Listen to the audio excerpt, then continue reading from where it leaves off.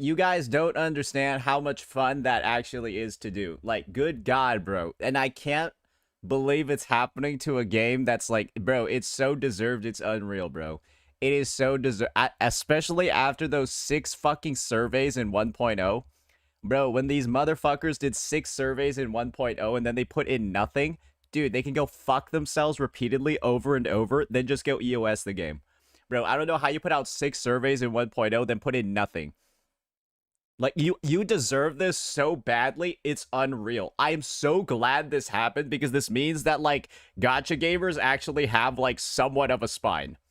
Like, Enfield was without a doubt ran worse than any Hoyo game ever. And Hoyo runs their games not well. But this was still better than, or Hoyo still did everything possible better than Enfield. I don't actually know what Enfield did that was like an upgrade over any dev. Truly, it was like the most pathetic display I think I've ever seen from like a team before. And it actually wasn't as bad as Hoyoverse. That's the crazy fucking thing. Because Enfield showed us how bad a dev could be. And when they were this much more predatory than Hoyoverse, they are now seeing some of the worst results in the space. It's good. This is good for the gacha space, but good God, the gacha space is not really that great afterwards. It's like a harsh lesson. It's like a harsh lesson. A lot of losses taken, but I think the space as a whole becomes better for it because devs just can't do this anymore. Yeah, no, this strat is like not gonna work anymore. You actually have to make a good fucking game. But yeah, that's gonna be that. I heard they're celebrating their half anniversary. Yeah, I don't really know games that celebrate half anniversaries that often. All right, Wuthering Waves viewership. Let's see what it's looking like right now. So this is,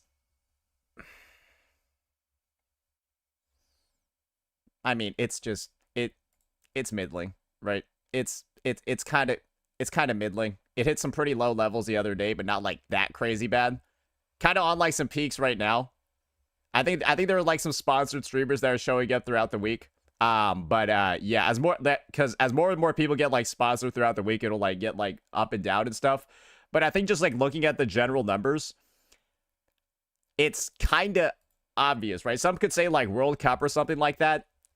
I think that we're at the point of the World Cup where there's not enough teams left for like people to truly like care that much. Do you guys know what I mean? Where it's like at the start of the World Cup, I get a loss of viewership because all the teams are there. But like once you get to like the round of 16, there's only 16 countries left, and the biggest ones kind of like aren't in the World Cup anymore, right? So it's like, sure, like maybe if you're like American or EU, I could get you watching England, but like at a certain point, right? It's like, guys, there's not that many teams left. It's the semifinals, so there's not many matches left. Yeah, I don't really view the World Cup right now as like a reason for the views to be down like on the story 24/7. I mean, it's just it's almost done, right? That, and guys, the 3.5 drama. Some people were like saying, "Oh, say you need to like chill, you need to relax, bro. You need to watch out, bro. People go to farm." It's over. The story is so inconsequential, and nobody really gives a flying fuck about it. Nobody's actually, like, mad. There are a couple of retarded idiots that are mad. Then I just banned them. Yes, there are probably, like, 50 actually, like, legitimately mad people, but they're incredibly stupid. So it's just like, wow, 50 people out of the entire community on social media are, like, really mad, but they're a dumb minority. And it's just like, bro, like, they would just have ended up blocked for one reason or another anyways. Better to get it done earlier than now. So it's kind of or earlier than later. So it's kind of just like, this is the thing. When you're seeing posts like this in CN, you know that CN is also mixed on it as well. Because a post like this isn't made unless people are seeing people not very happy with the story. Or, of course, critiquing the story over in CN. Right? This post doesn't make sense unless there are people making critiques as well to the story. So it's kind of just like this, right? It's kind of just like this situation. I think it's a step down. I think most people can understand it's a bit of a step down.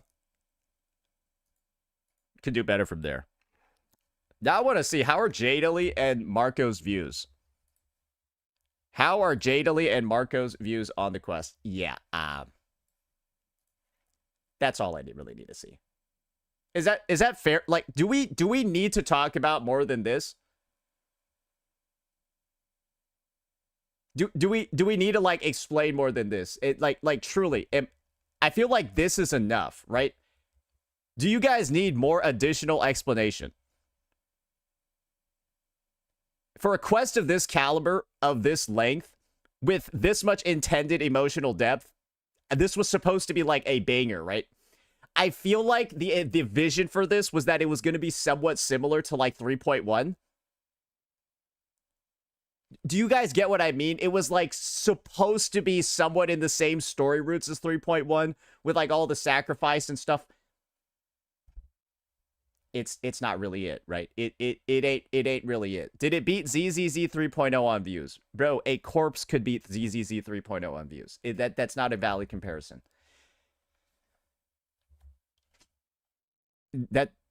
Bro, I could play a Whiwa world quest on stream and it would get more than ZZZ 3.0. Like I could go play an unvoiced world quest, it would get more. Okay? Like let's just relax a second. Scroll down. Well, there you go. Now you know.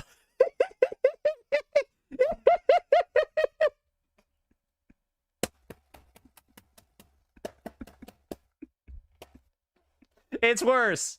There you go. It's worse. Are you happy? Dude, what do you even want me to say, man? Guys. It's not like I just go up and lie about ZZZ. I hope you guys recognize this. When I say something about the game, it's because it's like true. And when I said 3.0, it doesn't matter how good 3.0 is.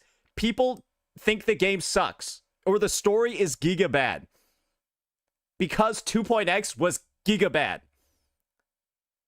Bro, it's like I think everyone unilaterally agrees YFA Peninsula and the stories they told there were some dog shit. And there are likely many individuals who just refuse to play ZZZ 3.0 or really any ZZZ story anymore because, well, they got brain fucked by 2 point something.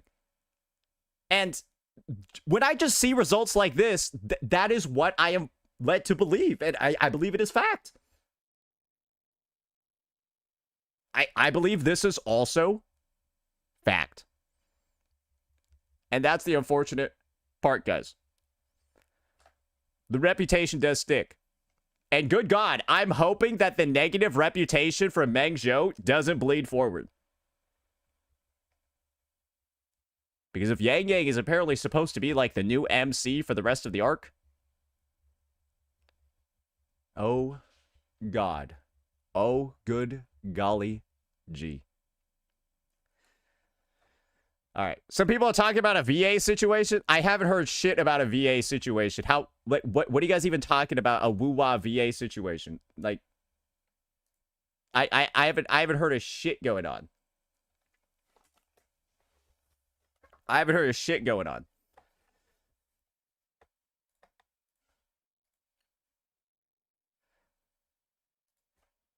I think you're the only person I know that did not mess with the story. Okay. Yeah, this just has a quarter of the views of all their other story playthroughs for like no fucking reason. You're right. You're right. Yeah, you're right. This is normal. This is normal, guys. So when Wuthering Waves stories are usually getting 70, 80k views, right? 70, 80k views. I didn't mean that as an insult. I guess that's the thing, right? You couldn't. Well, you worded it in the worst way possible. If you didn't mean that as an insult, you would say, I don't see anybody else talking about it. Or like, there are very few other people talking about it. You're the only one I see talking about it. Implied that there's... You know what? Never mind. I guess this is the thing. It's just odd because everything in the common media is like telling you one thing, right? It's like going outside and then like seeing that the sky is blue. And then on the news, people are saying the sky's green. Does that make sense? Does that make sense? And that's what it feels like regarding this story. because almost everybody that like is apparently like a critical reviewer and like a CC for the game is like saying it's a 9 out of 10, and that the views on it are the worst in years. Or like the views on it are like one of like the worst viewed stories ever. And I'm not calling out Jada Lee here. She said the start was slow as shit. Yeah, she said the start of this story was slow as fuck, and then it like speeds up like crazy, like later on, which I could agree with, right? But that start is so slow, it's crazy. That start is so fucking slow, it's crazy.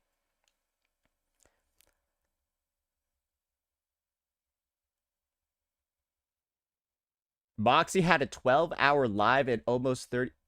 Guys, okay, so I don't think people seem to understand what numbers actually mean. Let me just go ahead and show you what the views look like on, okay. So that's the 3.3 main quest right there.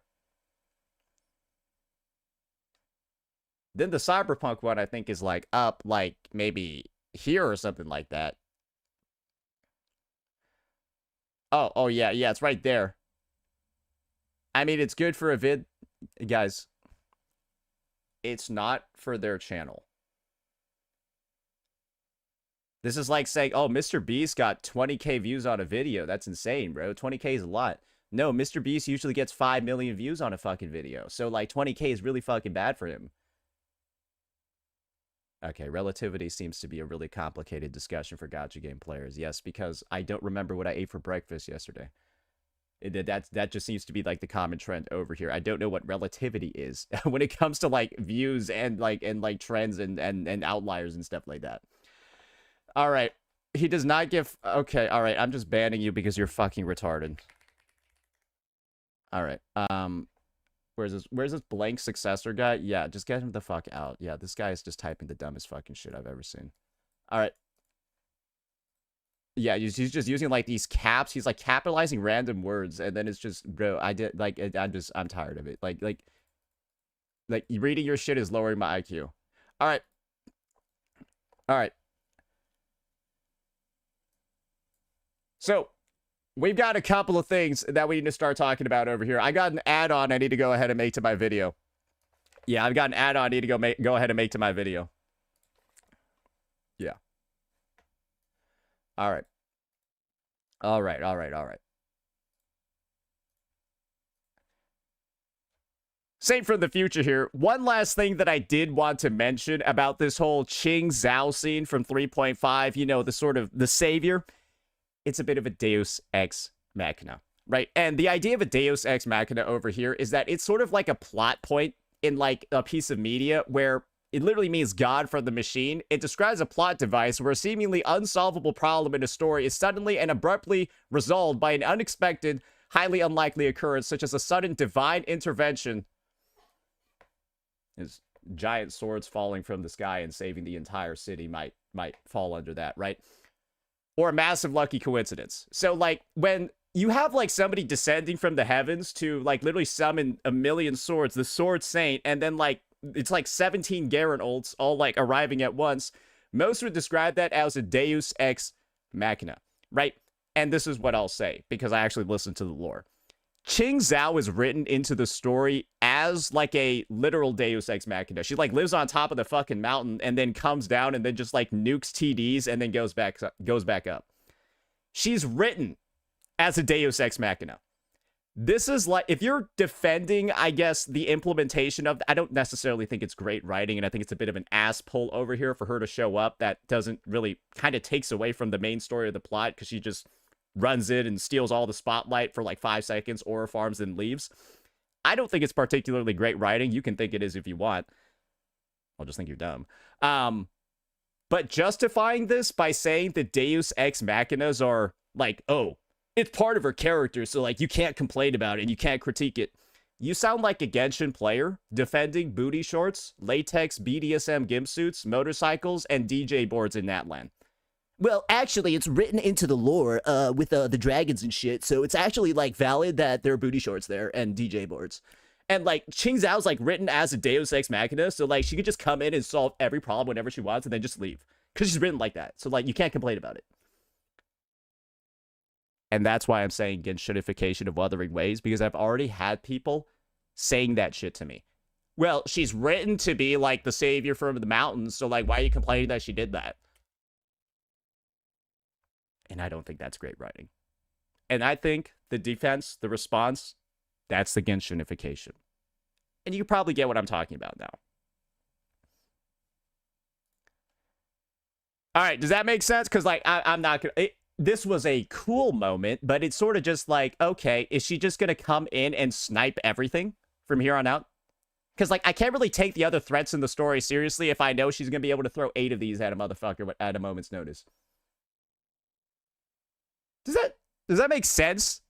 Like, she'll just come out of nowhere and throw 80 swords at people. And, like, 80, like skyscraper-sized swords at people. And then just disappears, like without a word. Says a sentence and then leaves. Like, guys, I don't know, bro. Like, is this truly, like, the story that people are saying is, like...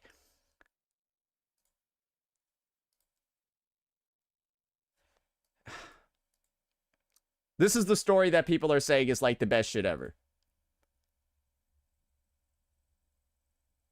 That's a little bit rough, isn't it? That's a little bit rough, isn't it? So, yeah. There's never going to be a single person that's going to contest any of the objective points that I'm making over here. Because these guys don't actually know how to have the conversation regarding this topic because they're fucking idiots. And it's unfortunate. And again, I'm not talking about her. Her story take was great. It's just all there. I'm beginning to believe that the people defending the story did not actually even play it. And that's, I think, the most troubling part of it all. It literally seems like all the people defending it actually did not even play the fucking story. Genuinely. They really haven't. It was too long. I think they skipped it, watched cutscenes, and said this was cinema.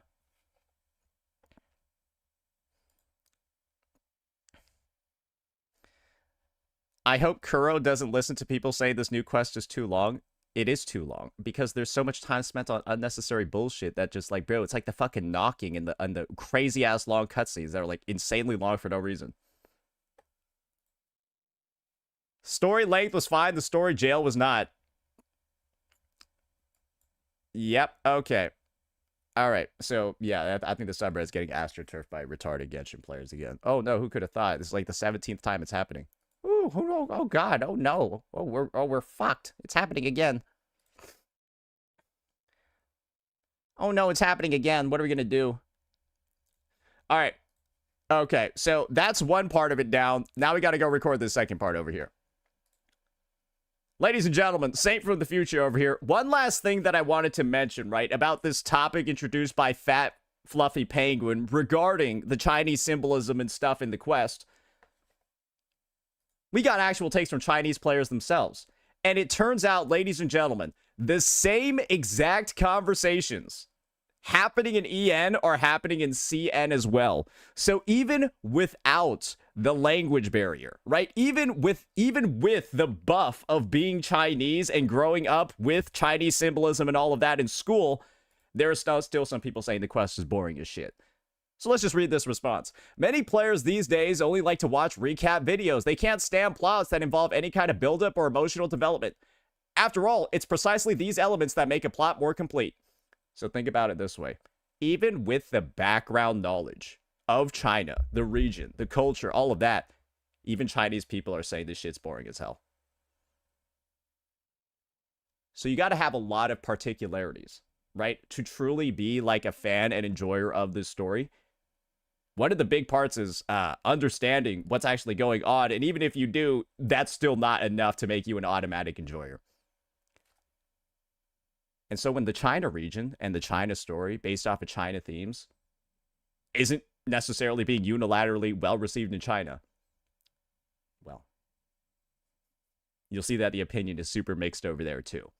So this is kind of like who's right, who's wrong? Well, clearly, there's not somebody with a definitive answer over here. All right.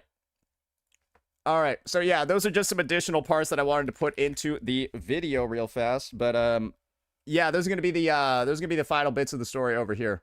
But yeah, I just think that the main takeaway that we can have right now is that, good golly gee, this is And this is not how I think anyone expected 3.5 to go. All right.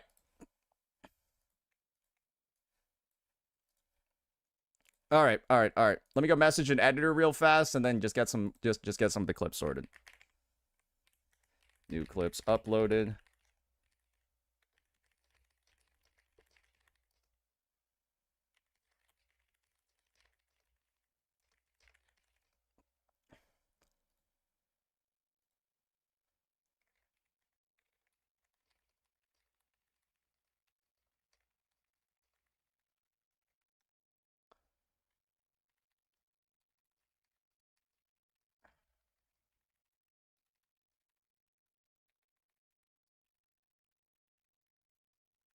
Okay, cool. That's sorted. That is sorted. Awesome. Okay, I might cover some of the beginner stuff later. All right, let's see what's going on here. How are we looking in the Whiwa category at the moment? Oh. Oh yeah, that's where it is. That's where it is. Wait, is she doing the Lucilla quest?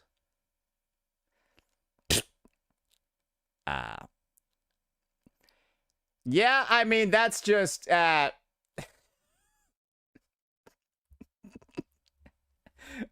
all right. Yeah, I guess that's just not even related, right? Yeah, that's just that just ain't even related. Yeah, that can't be related to 3.5.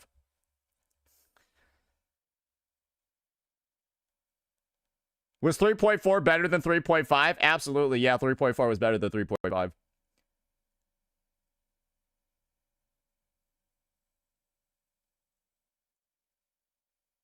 Like I don't understand how like your 13th Lucella Seg story is somehow better than 3.5.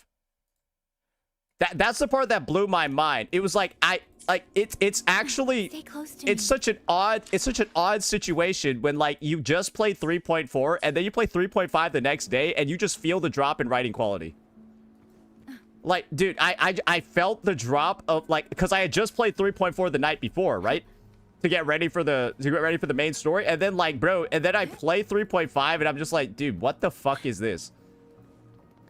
Like, I swear, bro. Like, it seems like I think a lot of people maybe even skip 3.4 and also 3.5. Anyways, that shit was nuts. That shit was wild. Oh, that shit was crazy. Okay, all right. Do we want to do Yangyang first impressions? Probably. Yeah, probably. We'll just get into our Yangyang first impressions now. All right. Let's get some this going. All right. Alrighty.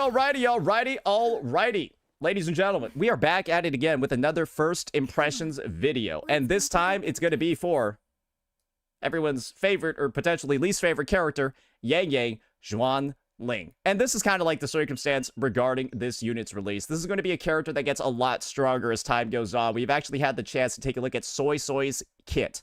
And boy, oh boy, does it provide a lot of stats that this unit really wants. But for now, we've got like about 2 weeks left until Soy comes out. And so we're going to need a bit of a breakdown of what she's capable of in the moment so that you can decide whether or not you actually need her. Because it turns out that Yangyang is plenty strong enough as a character, even without Soy. Can clear a bunch of content in the game, but does require a couple of hoops to jump through, especially if you want to use some more budgetary options. And that's what we're going to be testing out today. Her in Whimpering Waste, her in Tower of Adversity, and of course, no, that's going to be it because End State Matrix isn't available yet. But that's basically just like TOA with more HP on the enemies and, well, yeah, you score points based off the damage you deal. So it's almost the same thing.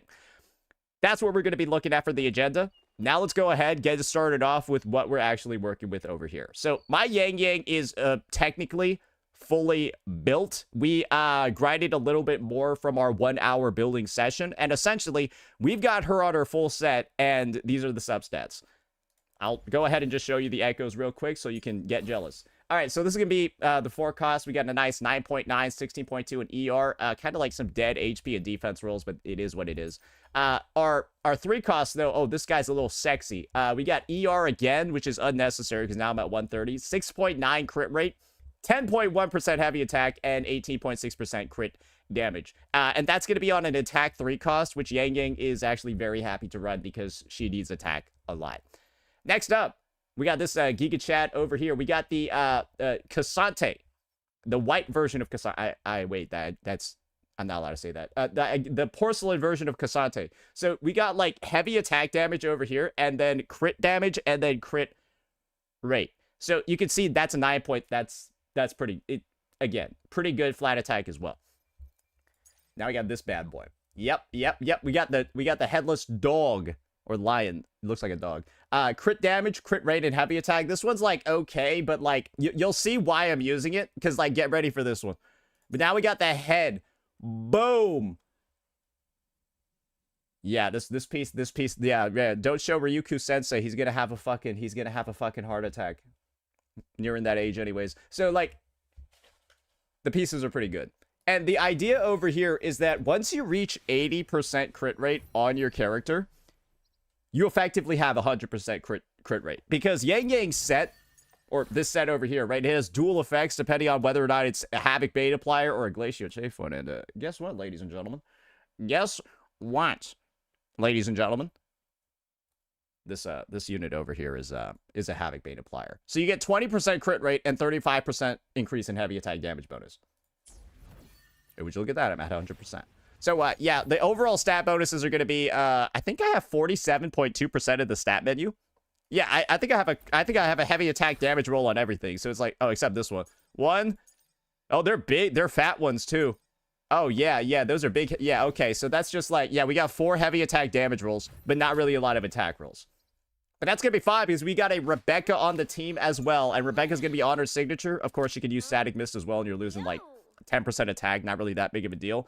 And Rebecca provides a shit ton of attack in her kit as well. Moonlit Clouds for another 22.5% too. You're at like, what, like 70% buffs? They're pretty substantial buffs. And then with Chisa on the team too to help drive some of that additional Havoc Bane stacks, that's typically the team that we're going to be using. We'll have some more free-to-play options as well, but do recognize that Yangyang really does want some sort of way to increase the stack limit on her team if Soy Soy isn't going to be on her team. So Chisa or Soy Soy is kind of like the situation right now.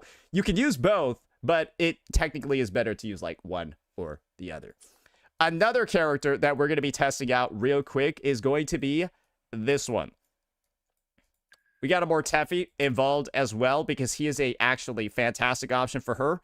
And the best in slot support you can actually use is going to be Verena if you're not going to be using a Chisa at the moment. Because Mornier is only good if you're using Linné with her. And Shorekeeper is actually just worse than Verena in pretty much every circumstance because of how Yangyang's kit works. We'll talk about that later. But for now, just know that this is the stuff we're going to be working with. One sort of like premium team, but it's not even that premium because she's free. You can kind of see what's going on. Put Rebecca on Static Mist, please. I just said I'm going to do that. Can you, like, shut the fuck up and wait and not ask that question 7 fucking times? Like, I literally just said we're going to do that. Like, bro, like you're not even listening. So it's like, I don't even think you're going to watch when I do it. But I just said I was doing it. Anyways, so, like, time him out or something. Like, Jesus fucking Christ. Yeah, I'm probably going to do it on stream. He's still going to ask. He'll probably watch me switch the weapon to Static Mist and then be like, Can you switch to Static Mist, please? Like, just shut up, bro, and like fucking listen. Anyways, sorry, it's just like, bro, when I just said it and then you asked 3 times within a minute of me saying it, I can't believe it. It's almost unbelievable. You asked 3 times within 1 minute of me saying I'm about to do it, bro.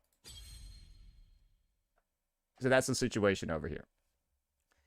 That is the situation over here. And you can see I've already cleared with all the teams that I'm talking about. So there's a couple of things that I need to talk about real fast about the TOA floors we're going to be testing on.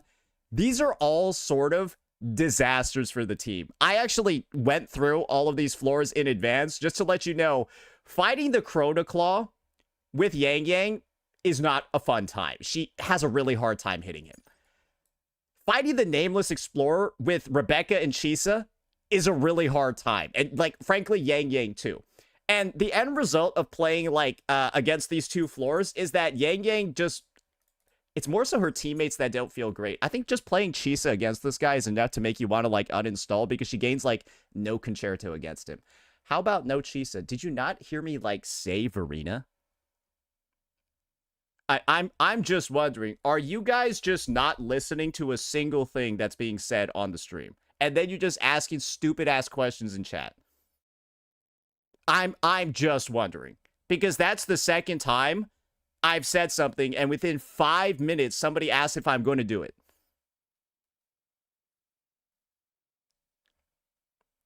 Like at this point, should that be bannable? Should that be bannable? Like, you're kind of just wasting everybody's time. Bro, you're like wasting like fucking brain bandwidth writing the most useless shit ever in chat. Like I don't know. Like, should that be bannable? Like, you're just wasting everybody's time for no reason. Anyways, sorry. Let's see if we can hit a third time today. Let's see if we can hit a third time today where somebody asks me if I'm going to do something that I just said I'm going to do. Oh, can you use more Teffy too? Are you going to test Whimpering Waste? Anyways. So, with that kind of like sorted, you'll understand why I'm going against the Lampy Lumen Myriad, at least for this initial set, because he's actually going to give us some of the most consistent results ever. All right. So, let me actually reset floor 3, because this is kind of like the shittiest one. All right, so the first team that we're going to be testing over here is my personal take on what Yangyang's best in slot is going to be. And this is currently my favorite feeling team right now, simply from the idea that it does, in my opinion, the most damage out of everybody. And some of you are going to be saying, oh, say this floor is shield. It's shield and not shield, where shield characters still feel like they're getting booty tickled against it. Like, if you use like a Zani here, you're not getting a great time. If you use like a Luke here, you're not really getting a great time, and they're both shield. So using a Yangyang here isn't necessarily even like a crazy thing, because there's plenty of shield characters that are getting rough times on this floor with their best in slot teams. So that's where we're going to be using Yangyang. And of course, we'll try her out on some somewhat unshield floors too.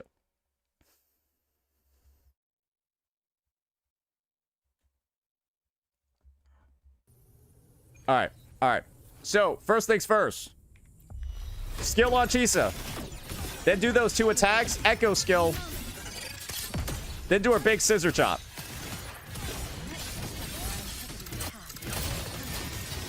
Then just go. And it's really just that easy. That's why I'm actually choosing to go against the Lampy Lumen. Because you can actually, like, rotate against this guy decently. You can't do this against, like, the Nameless Explorer and stuff like that. Your shit will just get cooked. Then you just go over here on Yangyang. And then you just hold down your attack button. I'm not even joking. Like that is it right here. Then you just hold after that. Get Rebecca jump scare. And that's it.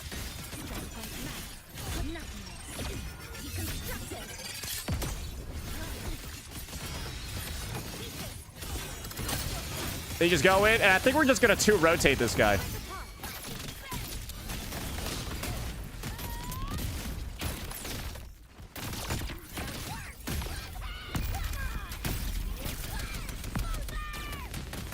And again, Rebecca is entirely free in this team. We are using her weapon version, but remember, right? We're not losing a crazy amount of attack by going to static miss. He is kind of slow. I don't know why it's taking so long to get down.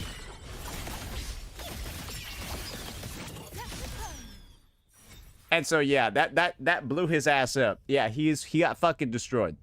So as you can see, a good part of that is simply due to the fact that my build is kind of fucking insane. I think most people could agree, yes, this is probably... Well, those are the stats in combat. So, like, do I need to say, like, too much more? Yeah, those are her stats in combat. So why don't we go ahead and now take this team and activate the Giga free-to-play version? where we switch her over, right, to Emerald to Genesis, and then we put on Static Mist onto the Rebecca as well. And just so you know how small the actual difference is, it's 9% attack for Yangyang, which is 1 substat. So effectively, if you're like truly like an R3 Static Mist is for me at least, I don't think that's too crazy. Between an R3 Static Mist and Rebecca's weapon, it's 9%. And if you think like a lower than average substat roll on attack is like noticeable, shut up. It doesn't matter. Just shut up. I'm just telling you in advance. You're gonna notice almost no difference between these. A bit of a difference because Chisa technically does benefit from the 24, but it's like she doesn't do that much damage. So it's like, yeah. For Chisa, I mean, like, bro, what do you want me to fucking put on her? Like what? I'll put on Wildfire Mark, bro. Like what? Like Lustrous Razor. Okay, you know what? I'll put on. I don't even know what to put on. What? I'll put on Jinxi's weapon, bro. There you go. Okay, pretend that's like not useless. All right, pretend that's like not useless. There, you put on like I don't know the standard Broadblade. Yeah, just say you put on the standard Tomb-Break Broadblade. That's the same shit as that. So again, this is the Giga free-to-play option. That's essentially just the standard Broadblade on her. I assume Jinxi's... Yeah, she doesn't do resonant skill damage. It's just useless. So we're free-to-play. Let's do it now. Because the idea over here is that you just pull Yangyang and you pull Chisa. I don't think that's too crazy. And then you use your free Rebecca. If you think that's not achievable, close the stream and close the video. I don't want to deal with you. It hurts. Okay, I don't... Usually, I can, like, not get frozen there because Chisa's Scissor Chop will, like, take her out of the ice. That's my strategy for this boss. I just, like, I let him shit out his ice. Then I have Chisa Scissor Chop herself out, but that's not working right now. Yeah, usually she'll back up enough to not be in the Glacial Chafe ice anymore. Let's see here. Yeah, like that. Yeah, there you go. See? Perfect.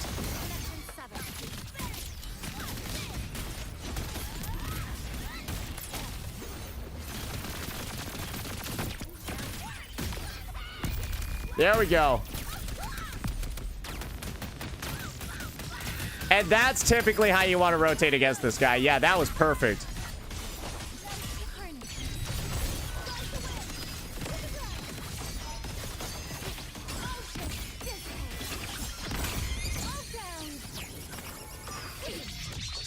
Woo!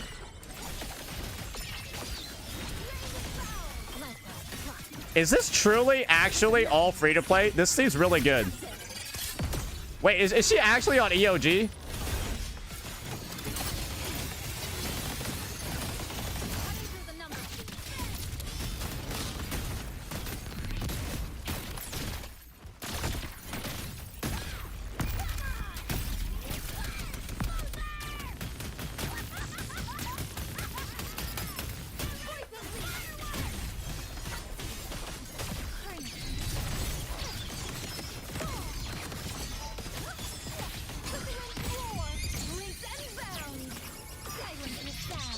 Okay.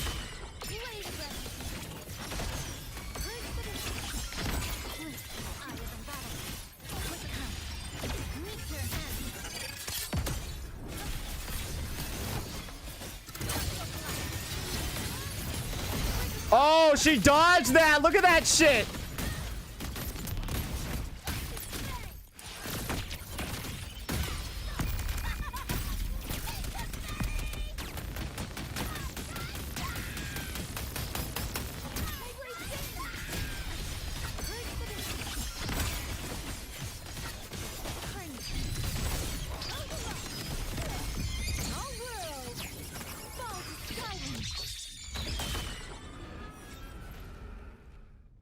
Yeah, that seems pretty good.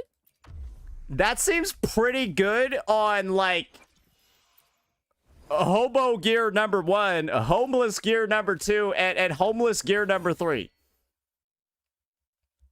We are truly on, like it doesn't get much more homeless than this. These are all homeless characters. This is a 2-cost team. I hope you understand. This is a 2-cost team effectively. She's free on the free weapon. We're on the free weapon, and again on the free weapon here. This is the standard Rob lane.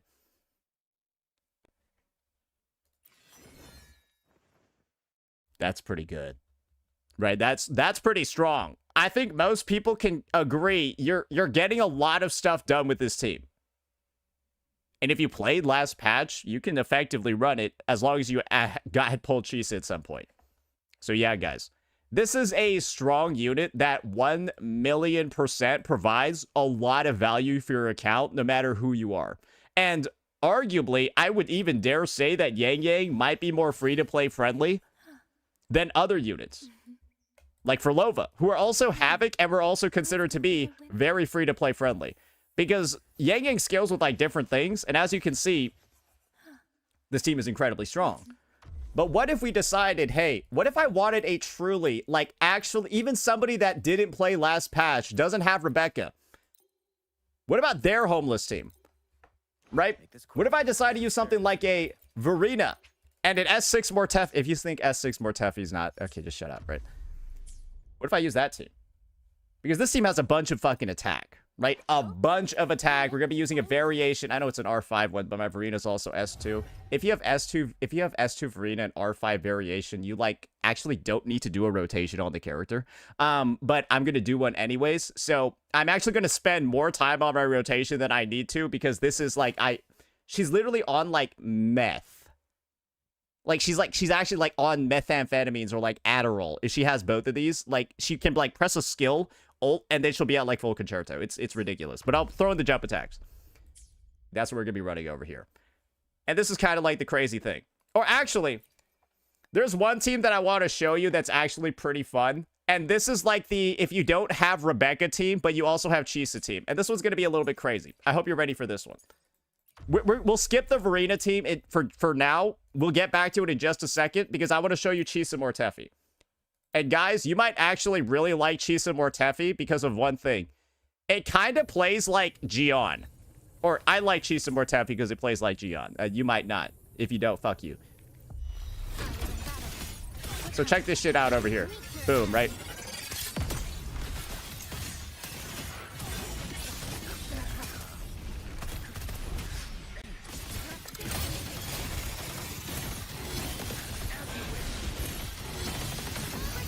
So, like, you can, like, literally quick swap between the two during a build-up, and it's, like, natural.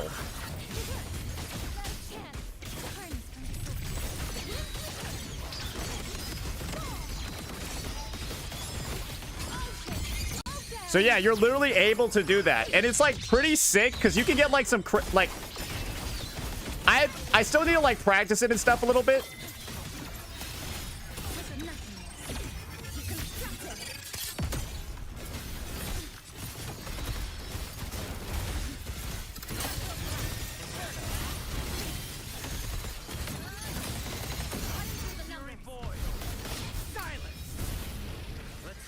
And basically, you just get, like, 3 characters on the field at once, while, like, Chisa's, like, fucking flying, bro.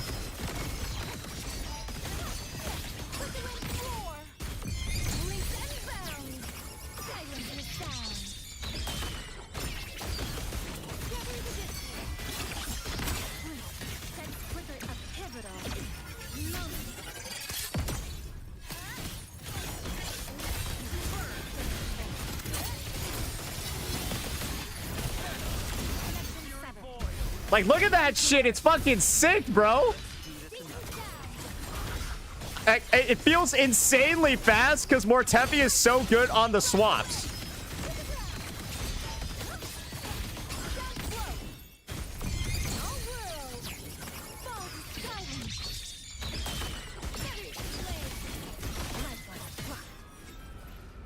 And just so you know, that was with her on. She was on EOG for yeah, you might not have realized she was on EOG for that. Yeah, she was on EOG for that one. And this is my personal take. You might actually enjoy that team more than the Rebecca one. Because it's actually easier to play because Chisa gets interrupted so much and Rebecca gets interrupted so much. And when you quick swap, And Mortefi, like, doesn't. So you can just literally swap to Mortefi. He'll just charge up his Forte and a fuck ton of Concerto just from you swapping onto him. And they go back to Cheese. You're literally just pressing 1-2, bro. It's not even hard. That's the thing. You don't have to worry about swapping to Yangyang. You just swap between Mortefi and Chisa. And when you're only focusing on 2 characters, it's actually very easy to pick up. And they got 2 of the easiest swap windows together that are probably in the game. It's actually ridiculous. It's actually ridiculous. And so this is my recommendation for you if you don't like how Rebecca feels. Because Rebecca does have quite a bit of clunk, especially in some of like her interruptions on her switches, interruptions on her heavy attack. Mortefi's got none of those. He can't really be interrupted at all. He still gains his Concerto and his energy and stuff. Rebecca just does it. She gets stuffed and she loses everything. And so does Chisa, if we're going to be honest. Mortefi kind of solves a lot of those problems by being a lot safer as a character. All right. So that's going to be the Chisa team. As you see, that's a fun one. I do recommend it if you have some time. I learned how to do it in like 5 minutes. It's really easy. Now we got the Marina team. And so like I said before, this is going to be like the most free-to-play of all free-to-plays. And we are using this on Static Mist as well as EOG. So do realize this might not be as good as you might want. But that's to be expected, right?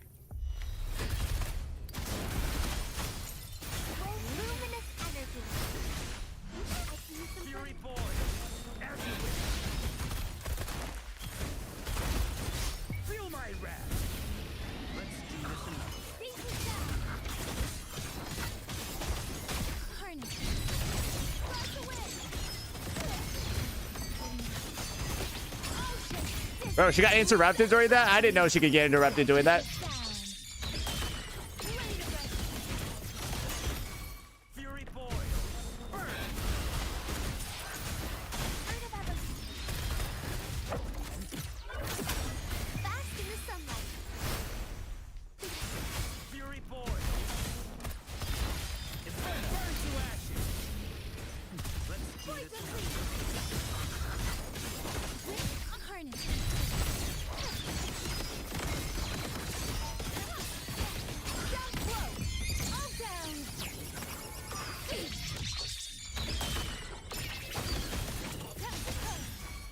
So you might need around like 4 rotations, I think, in this team. If you're truly going for the, I'm not going to have Yangyang's weapon or like anything.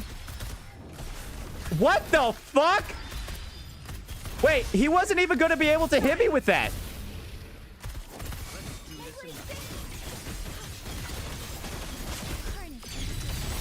He actually used an attack that he knew would not hit me. That's crazy.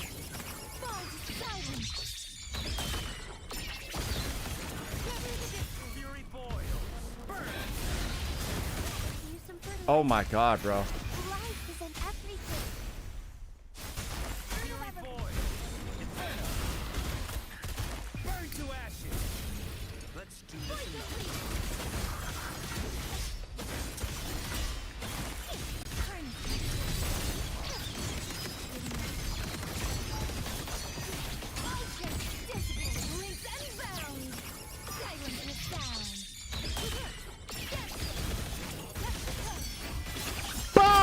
Oh, come on, come on, come on, come on, come on, come on. Finish it, finish it.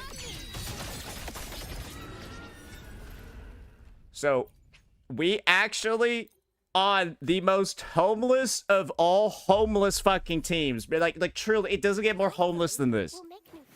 You cannot get more homeless than this. You just pulled the character, that's it. And it clears TOA floor 1 right now, which is like not a lot of. There are very few characters on a homeless build that are going to clear this floor. You can just give it out. You can just give it a try yourself. There are very few teams in the game that are going to clear this homeless floor. And so if a team is able to do this, that's really good because you just pull like her signature. Well, this is pretty much all the proof you need. You pull her signature, you pull Yangyang's signature, and you can get it done, guys. Because this is where I'm going to show you, truly, like the potential of, okay, let's just say we do decide, I'm going to play some really budget teams. I'm going to go more Tefi Chisa, right? Which is, let's just say you have Chisa Sig. That might be a bit of a stretch. But let's just say you're going more Taffy Chisa because we're using a 4-star character. As you can see, it can clear floor 4. It's a little hard, though, but it can get it done. And floor 4 is not really, like... It's somewhat chilled, but not really that much because you get pretty much no benefit from any of, like, the damage increases down here. No glacial damage, no hack shifting, but I do think we reduce the all-attribute res. I'm gonna be honest. I don't actually know if this all-attribute res is being reduced. I think that this effect is removed when they take damage from negative statuses. I don't think Yangyang or Chisa actually remove it. That I might be incorrect about that, but based off the times and based off the damage that you see over here, I don't know if this 15% all attribute res gets removed from Havoc Bane. But we'll see. We'll see. Because my clear times weren't like the best, but they still were doable here. And yeah, I would assume with the 15% all attribute res gone, I would get a better clear time. Why don't you just watch it for yourself, though?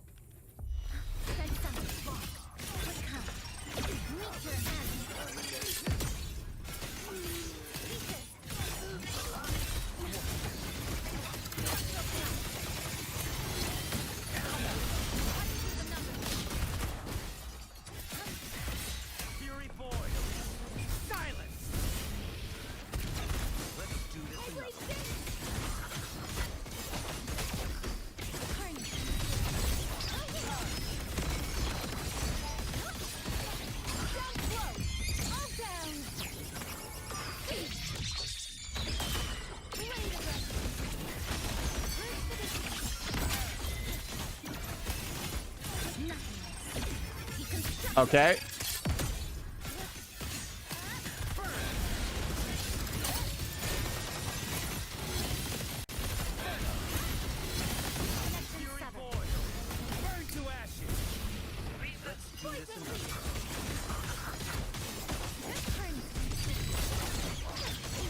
Ah, shit! What the fuck? What the hell was that shit? Yeah, so as you can see, I don't even think any of us knew how he did that. Oh, but I guess it didn't matter. It didn't matter, actually.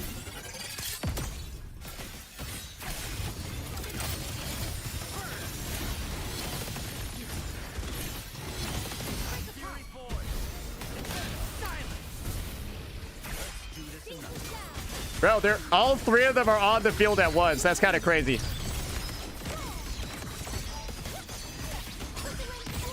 But this is the thing. The time doesn't look that good, right?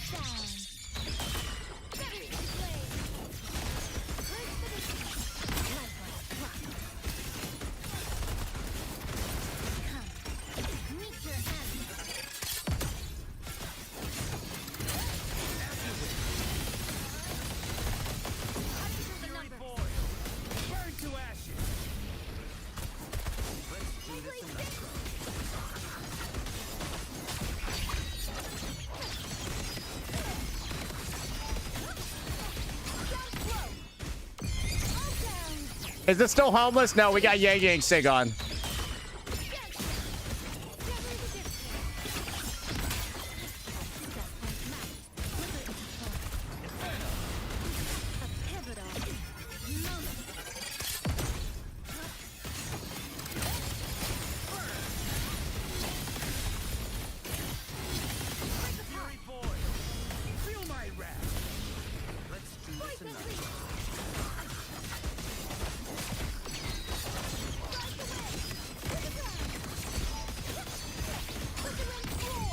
Oh, that's it.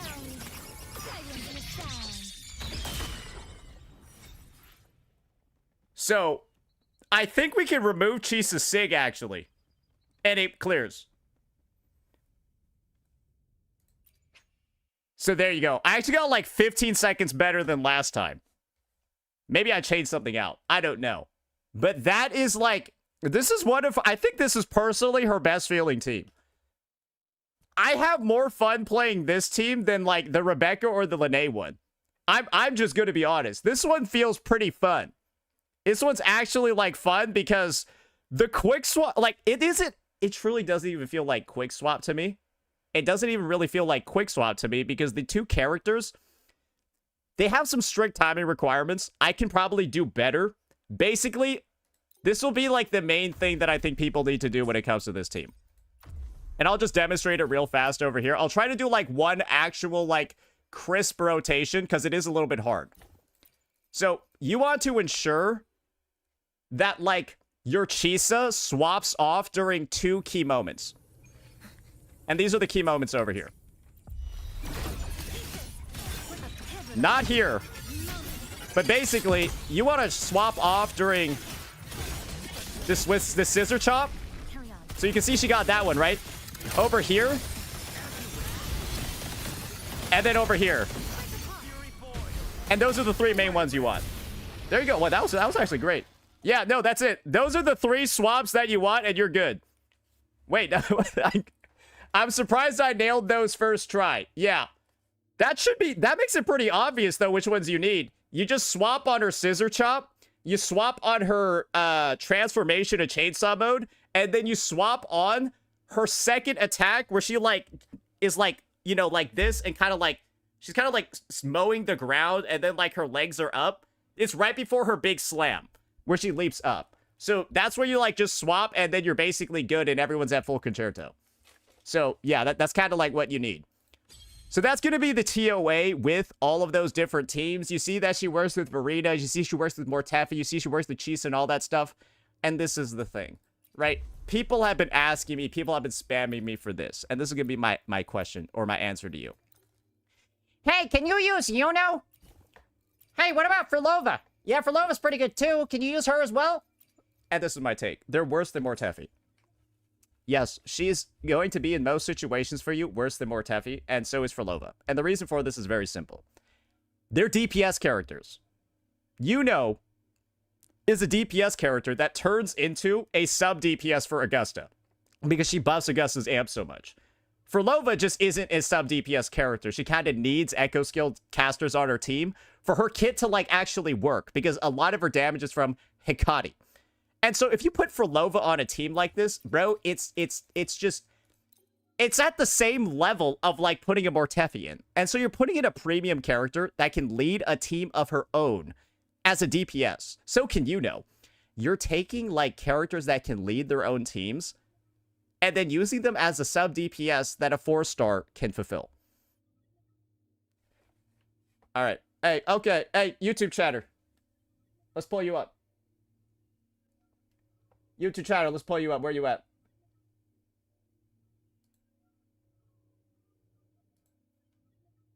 Okay, never mind. Sorry. There's YouTube chatters. There's YouTube chatters arguing with each other, and I thought they were yelling at me. Never mind.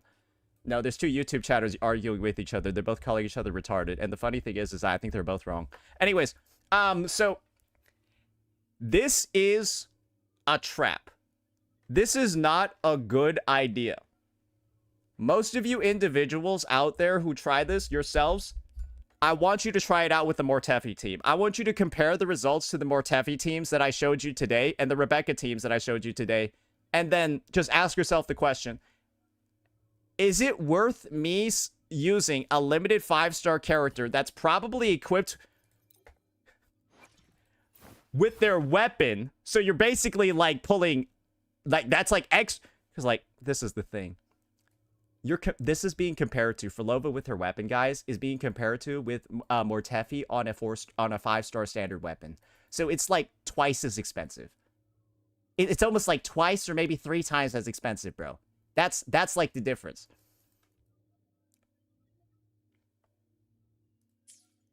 And then it's just going to be the same level of performance. Because, you know what, fuck it, I might as well just put it in the video. All right, fine. We'll just show you guys how absolutely unimpressive it is to run these 2 characters together. It is so unimpressive.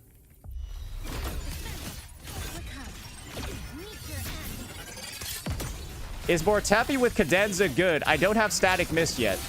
How does a motherfucker not have Static Mist? It's like some dude being in, like, elementary school and then telling you they don't know how to walk.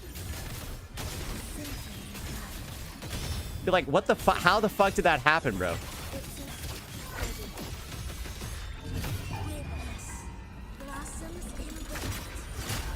Yeah, must be a new player. Agreed. Much like how somebody didn't know how to walk, you say must be a new human.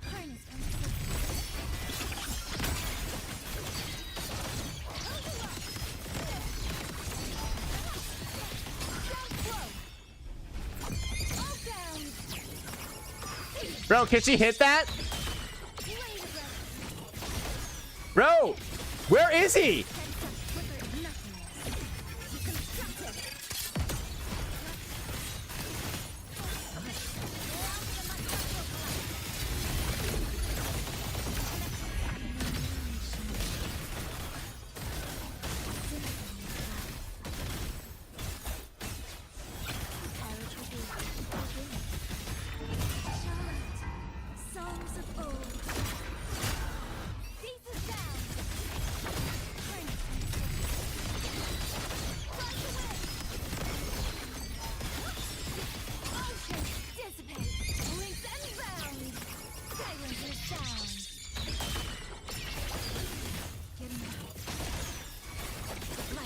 So as you see, we need 2 rotations. I don't even know. This sucks, bro. Like, bro, just get this shit off my screen.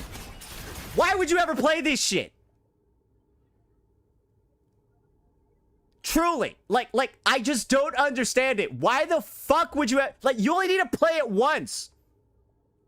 You only need to play this shit one time, and you'll be like, this is buns, bro. Dog ass. Because it's fun? Okay, great. Yeah, you know what else is fun? People do meth. People do drugs. That's fun, too. I'm not going to recommend anybody does this, though, because it's fucking stupid.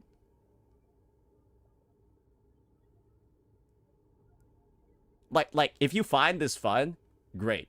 I'm glad that you enjoy having fun with bad teams. I'm simply telling you this team is bad. And if you think bad things are fun and you like bad things... have fun with it. But I'm just telling you it's bad relative to other teams. That's a fact. You can't argue that. This team sucks. Especially when you're paying triple as much for it as other teams. Because, guys, this team sucks not really because of its, like, raw actual power. It sucks because of, like, how much you're spending for less power than other teams. So it's like a double whammy of dog shit. And that's all I'm telling you. If it's like, hey... if you like teams that are way overvalued and are not worth the pulls or not worth like the characters on them, where the sum is less, the sum of the characters is less than their fucking parts, go for it. But don't lie and say the team's good. It's like a Carlotta Chang Li team. It's trash. There were people saying Carlotta Chang Li was good. Shut the fuck up. You thought the team was fun. The team's not good. And this is an example of a team that might be fun for you, but bro, it is not good. And you're going to have a similar sort of situation putting Yuno in the team as well, because like I said before, this character doesn't buff attack at all, and it's a bit of an unfortunate situation. So yeah, that is going to be TOA style stuff. There's a chatter begging for Rover with Yangyang. More Teffy's better. So if you just want to play a shit team, go for it. I don't plan on displaying shit teams on my channel, though, because it's useless information for 99% of the population. Great. Like, hey, let's go demonstrate how shit this team is. Yeah, so you don't level up this character.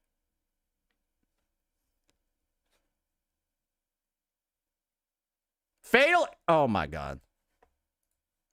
Yeah, apparently we're running out of let's just say I think that's Kuro's fault, not mine. Yeah, let's just say I think that's I heard there's some issues with this patch. That's Kuro's fault, not mine. That's all I know for sure. Yeah, that's Kuro's fault, not mine. The game's been crashing more recently. Let me just say that. I used to be somebody that I didn't crash a single time. In the past 2 updates, which is odd, I've started crashing. Just in the past 2 updates. When are you going to do TOA? I'm permanently banning you.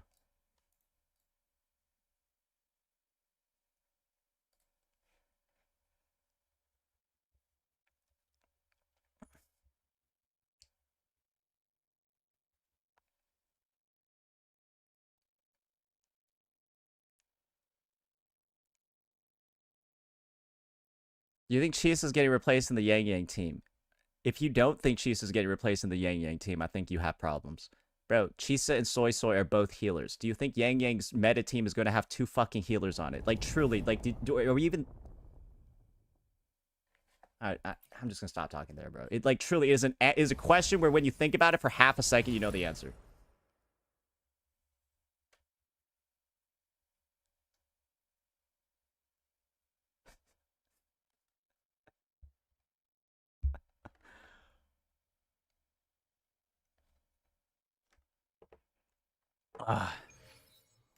In the Mortefi team, because it rotates faster, did you try a 2-feather? Bro, what the fuck is a 2-feather rotation? Is this like that 17 Yai shit that like Hiyuki players were talking about? It's fucking useless.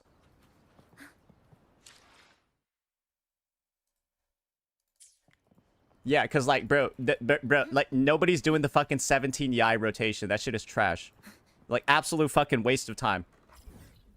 I think the only actual practical thing is going to be quick swapping between Chisa and Mortefi because you can actually see the results of that. Like, the results of that are noticeable. Bro, I don't know if a double feather Wait, a double feather rotation? Bro, a fucking double feather... Bro, you're gonna have to spend like 3 years setting that shit up.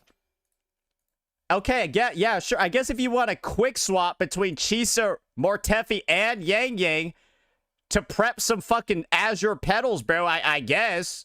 It sounds like a pain in the fucking ass, though. I'm gonna be honest. Yeah, you're gonna have to use her forte before. You're gonna have to use 2 fortes before her rotation or something. I don't know. Maybe if you want. Like, I'm not gonna bother with it because I feel like you aren't even buffing one of them. Yeah, so basically a 2-feather rotation sounds stupid as hell to me because you're going to be missing your 160% crit damage buff on the second one. Yeah, you only get this once every 25 seconds.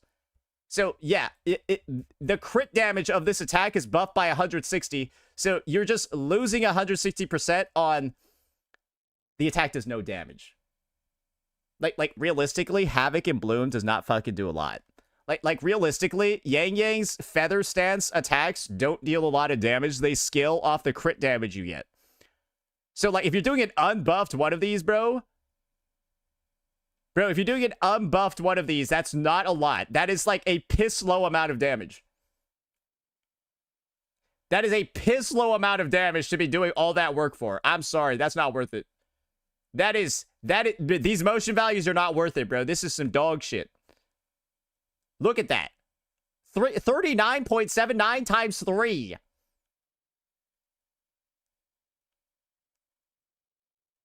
How do you do 2 feathers? Don't worry about it. It's like Hiyuki players doing 5 Yais. It's useless. All right. So that's going to be the TOA. We've tested it out fully. I don't think it really matters too much more what we do here. Now you got to take a look at Whimpering Waste. Because this is the reality of Whimpering Waste. I truly think Whimpering Waste is like the hardest game mode right now because it's like, it feels like only like 5 characters can be played in it. Yangyang, fortunately, is one of those characters. And so the best way to test out a unit like this is very, very, very simple. You try them out on side 1. Because side 1 has the incredibly negative reputation, ladies and gentlemen, of being way harder than all the other ones. So what we're going to be doing over here is I'll put on the negative status token for fun. I hope it works. And then just put a dummy team down here. And we'll try her out on side 1. And I think we'll be running we'll just run a premium team over here with Rebecca. I don't really give a shit. Rebecca's going to be the best one in this game mode for one simple reason. And that reason is very simple, guys. I hope you're ready for this one. She's got grouping in AoE, so it's actually pretty good. All right, so we're going to start off on Chisa over here. Go to Yangyang. Then actually go over to Rebecca, right?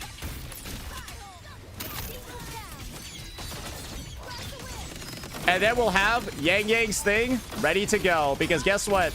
She's got this thing called Azure Plumes.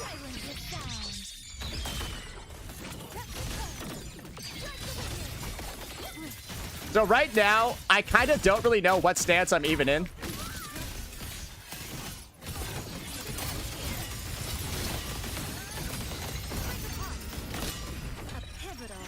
I don't really know what stance I'm even in, because there's currently 2 characters on my team that, like, have stances. Bro, come on. What are you doing here, bro? Bro, oh my... Bro, let's share the love, bro. Bro, where am I even attacking?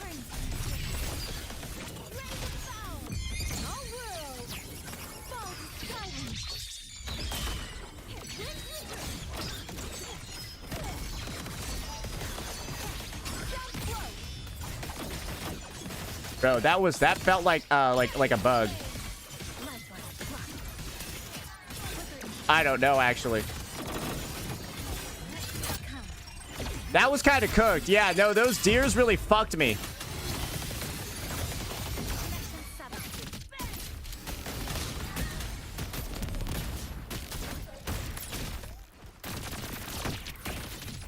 Bro, what was that?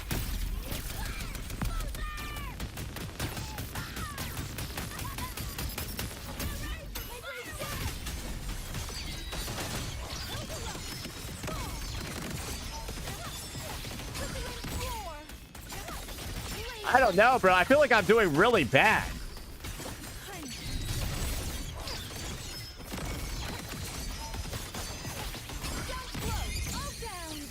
Or maybe this is good. I don't know.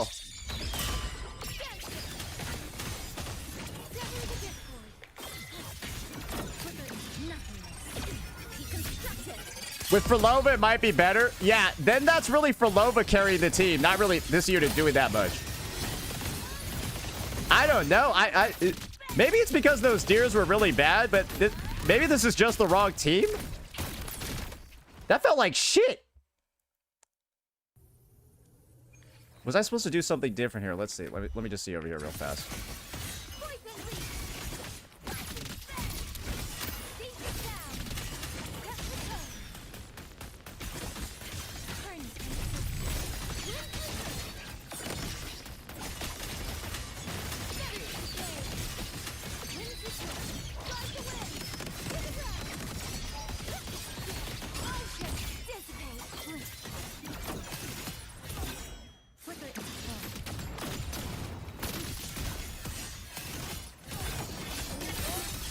I don't know.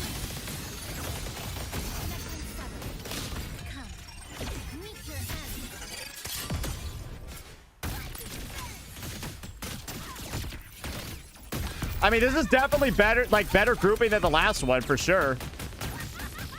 So like maybe that's enough to save this.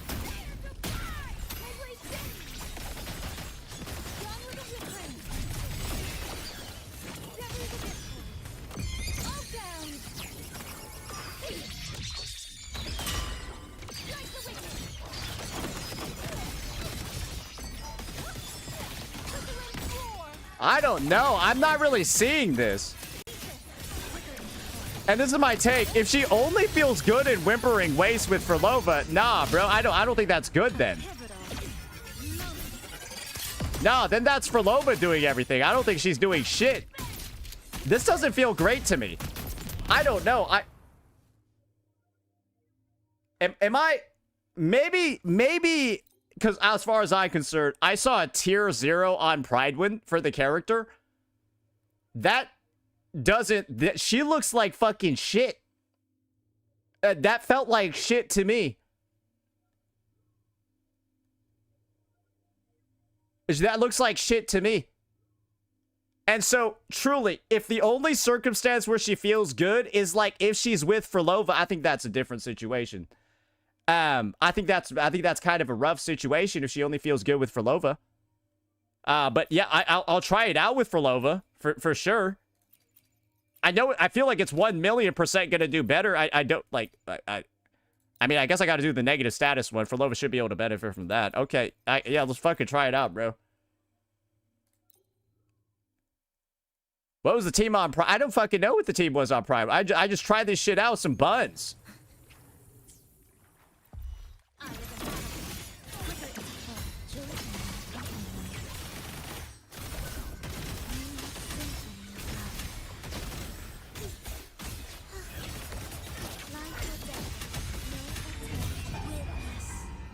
Why is she tier 0 on Whiwa? I guess we'll find out, boys.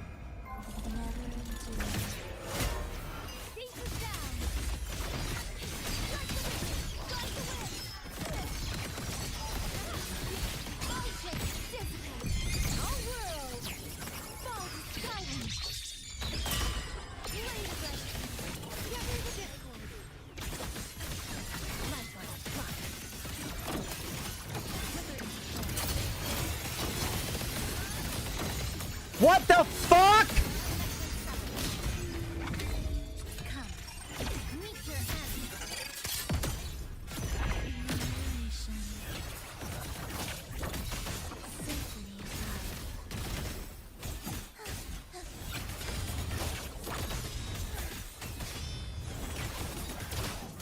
I don't know, dude. This feels like shit. Bro, she feels like a dog shit Whiwa. What the fuck? Bro, I don't know. Maybe I'm doing something horrifyingly wrong, but when I just, like, bodied the TOA, I don't know what's happening. I feel like I just murdered the TOA, and now I'm the one getting murdered over here.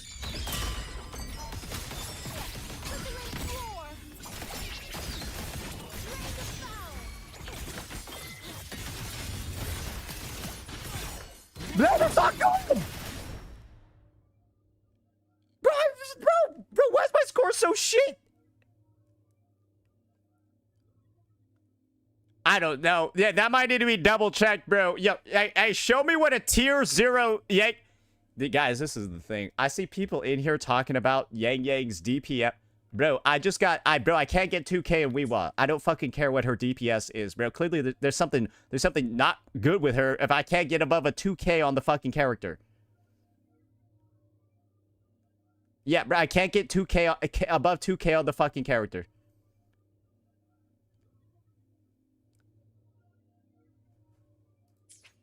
Use her with Lene. I don't know how that helps.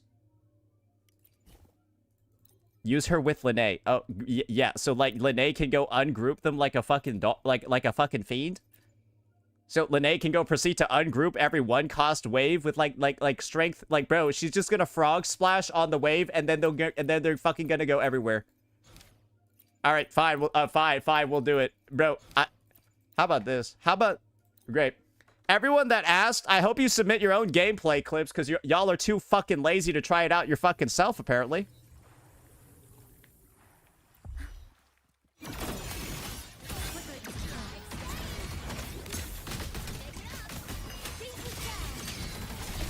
Okay, I feel like I need to do something with Chisa over here.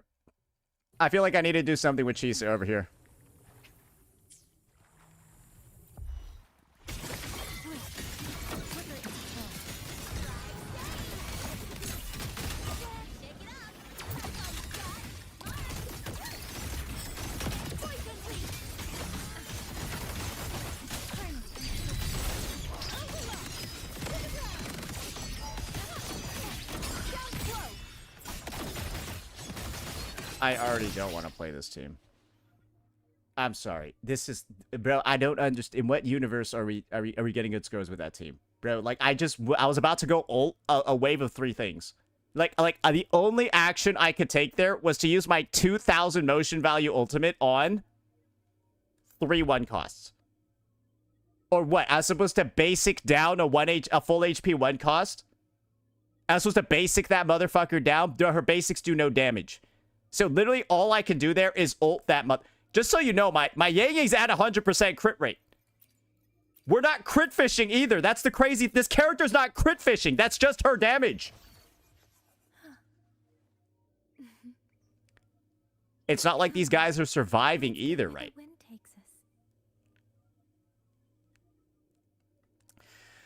So yeah, I don't know. This is rough.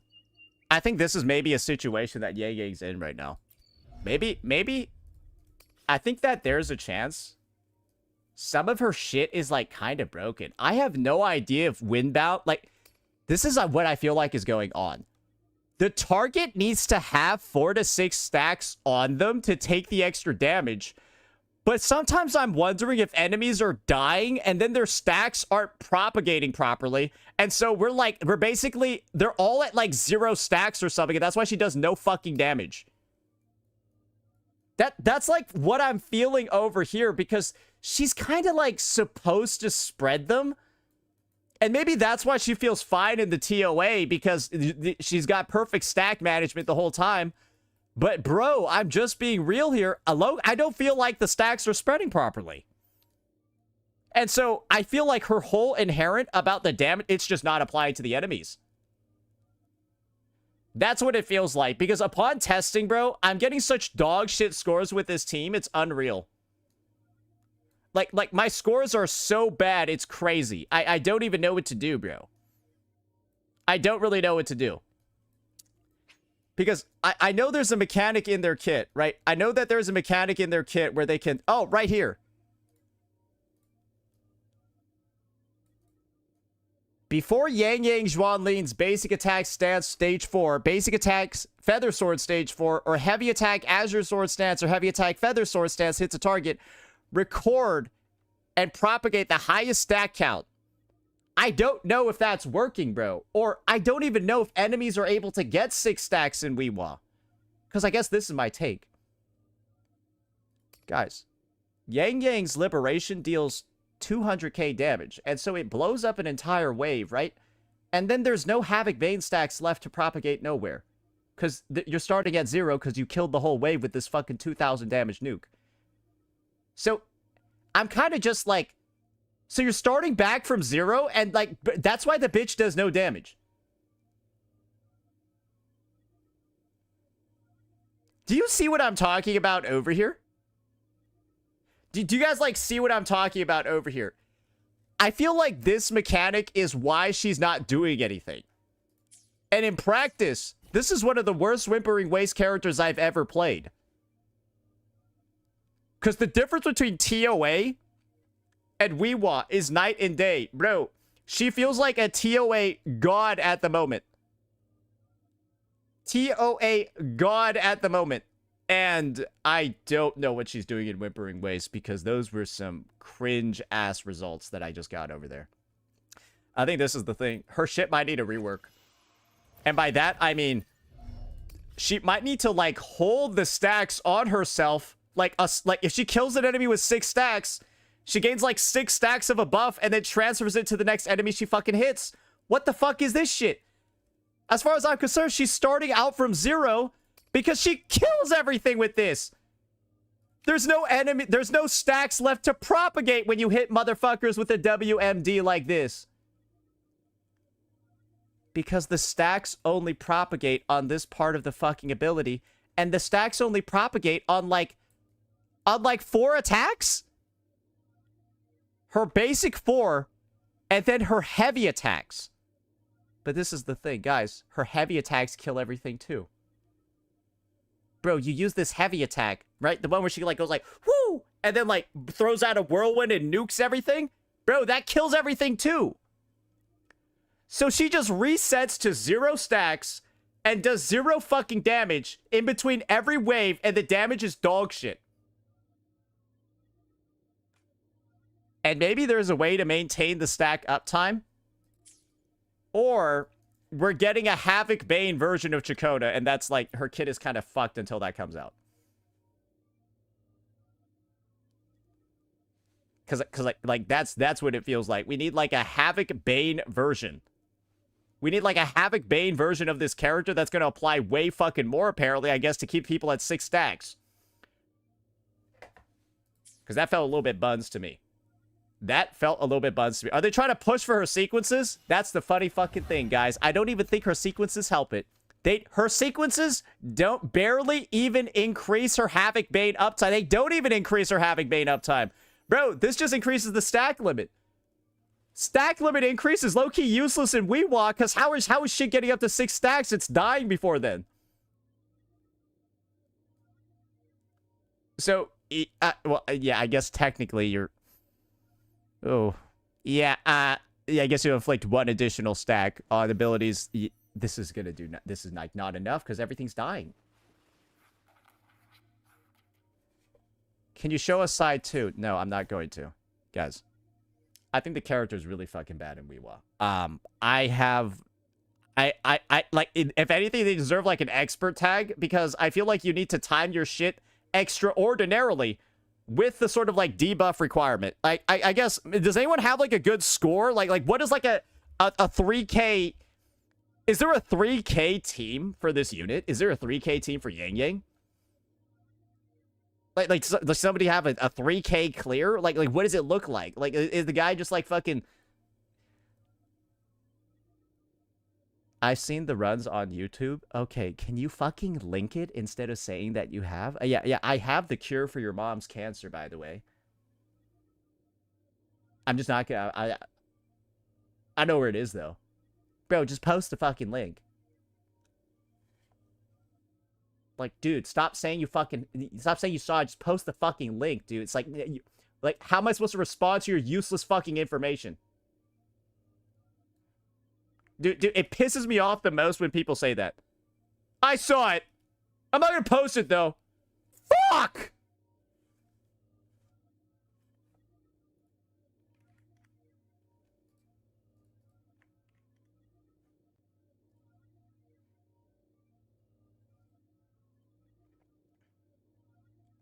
Okay, alright. So they're running a Shorekeeper fucking Yangyang cheese. What the fuck is this shit? How the fuck do you... What the fuck is this 4.7k shit? What?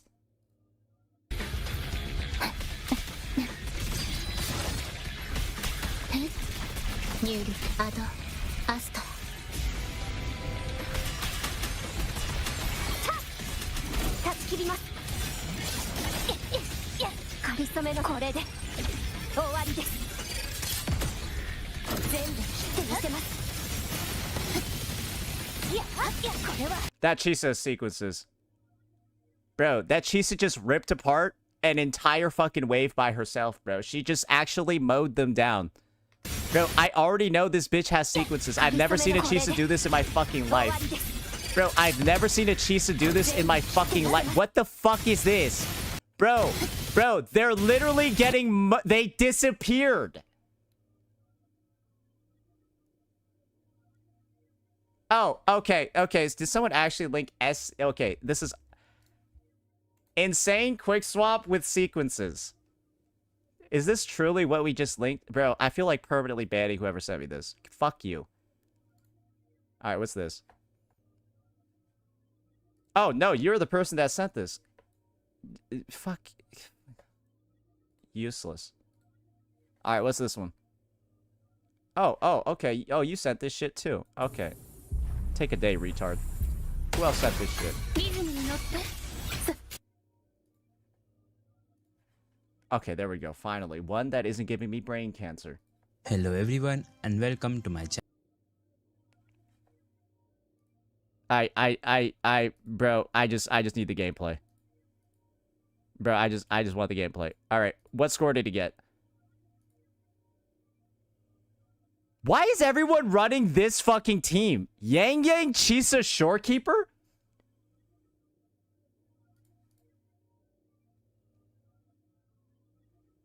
What the fuck is going on? Wait, why is everyone running this shit?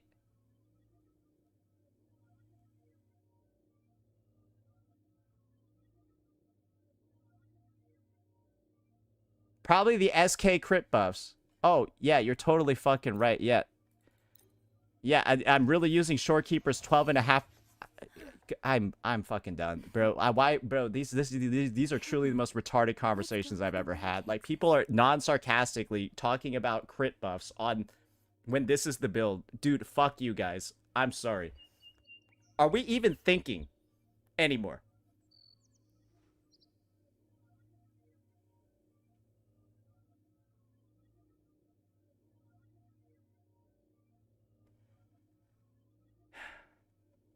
If it works, then why mock?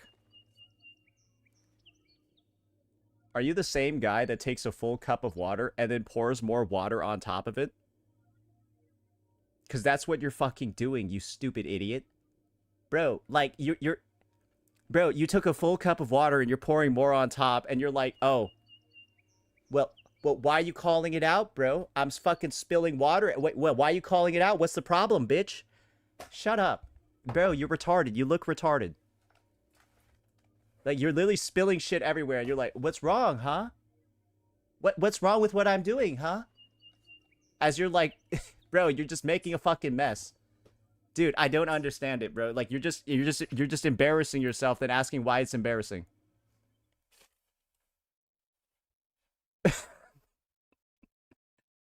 Dude, I think the IQ level dropped this patch. I feel like the Edge Runners collab brought in retarded kids. Dude, I don't know. Like, people are asking, people are non-sarcastically saying, yeah, you should use Shorekeeper for the crit. Ignore the fact the character has 100% crit rate with her echo set. You should get more crit on top of it because overcapping. Yeah, this is like Warframe. We have yellow crits. You got red crits in this game. We fucking don't, bro. This isn't Warframe. Crit rate over 100% is fucking useless. These guys are pretending red crits exist in the game, bro. And like they also never read her kit a single time because it says she gains 160% crit damage and 150% crit damage in her fucking kit. So like she has built-in 20% crit rate and like 300% critical damage, and you're like, well, yeah, you should get more crit on top of that, bro. It'll really help out. Bro, go take a fucking algebra class, bro. Bro, go to fucking school. Bro, take one fucking middle school math class and you would know how retarded your statement is. That's what I mean, bro. It's like shit you would figure out by having a middle school education, and then people are like not knowing this. Bro, it's a crit rate is already capped. Why would you want more?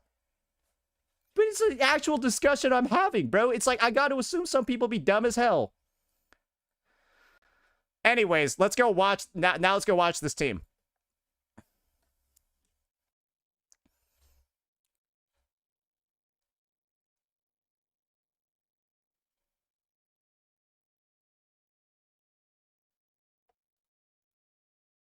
And he ends up getting like a 3K? Okay, all right. What token did he end up running? All right, let's see what the investment is looking like over here. Damn, bro's... Wait, is this on the test server? Ah, this must be on the test server. Okay.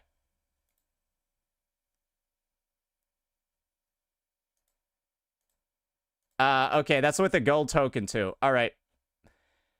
If it's a gold token clear, that must not be good. Yeah, 2.8k on a gold token. Nod shill token. Oh, here we go.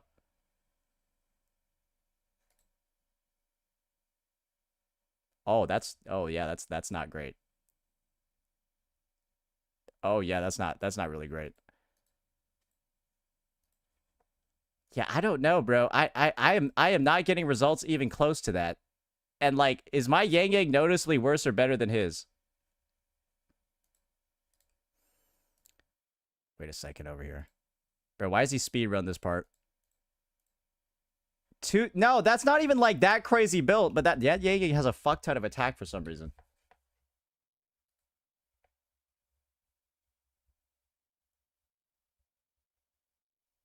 $3.5k with more Teffy.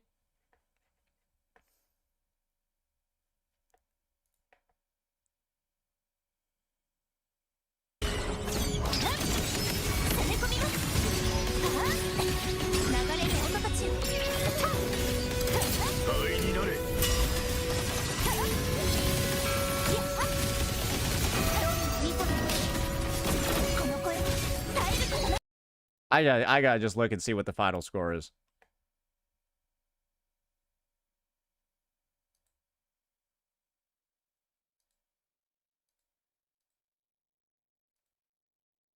$3.3k, huh? Okay, what are the builds looking like? Chisa with very low ER. That's a little questionable. Morteffi's got the shittiest build I've ever seen. And the Yangyang's build is not anything to write home about either. Yeah, I'm gonna be honest, bro. Maybe you need the expert tag for this character. Maybe this unit has some complications with her where her Whimpering Waste performance is like actually like very dependent on your ability to fucking quick swap her teammates. Because I think if you don't, I think you basically need to do what I was doing in the TOA with this team. And like low-key, this is the only one that feels like it can clear.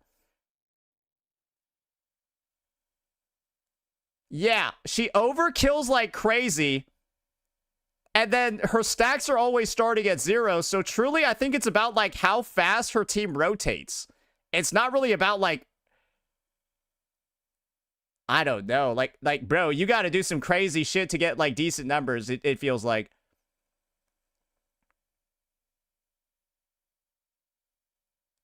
Like that's the thing, right? Like she doesn't even clear that wave.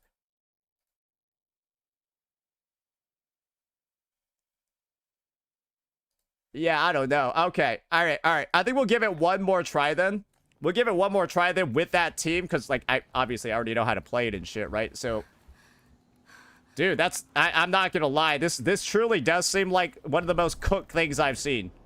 Cause Rebecca, bro, she felt so bad to use here. It was nuts. All right, let's just try this one out then. And again, we're doing side 1 because if your Whiwa character only works on side 2, they don't work in Whiwa. Because if you only have characters that somehow only work on side 2, you can't do Whiwa, can you?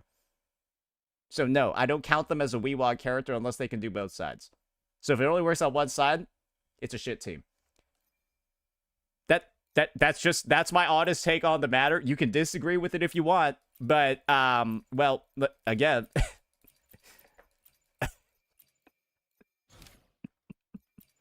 All right. So I think this is the team that we're gonna try now. I'm skeptical of it, but somebody did show that it can clear, and my build is arguably better than the ones that we saw. So let's get this one started. But I guess the take is you got to do some crazy sweaty shit to even get close to decent scores on her. So a little bit weird, but.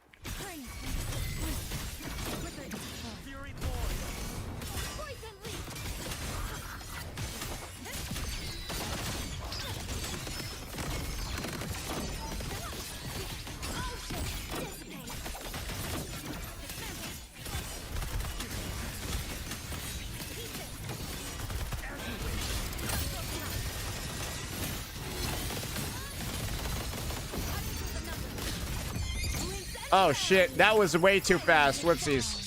Yeah, I clicked the wrong button there. Hey, but at least this whole squad was on the field. It felt like an Avengers moment there for a second. It was kind of neat for all 3 of them to be there, but that was useless.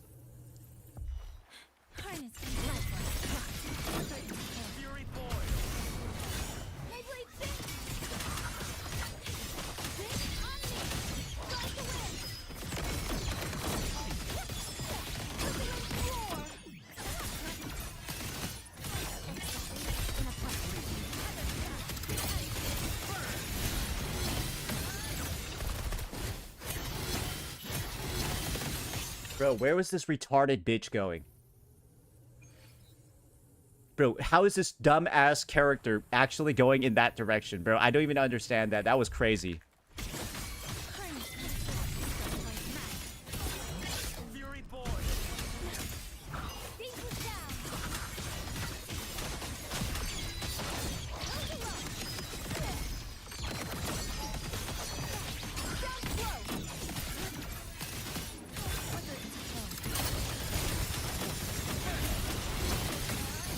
Dude!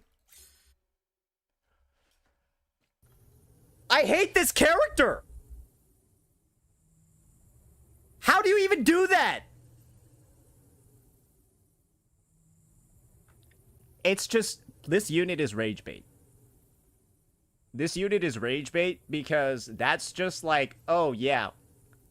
If we had spawned a half millisecond sooner, that wouldn't have happened. Bro.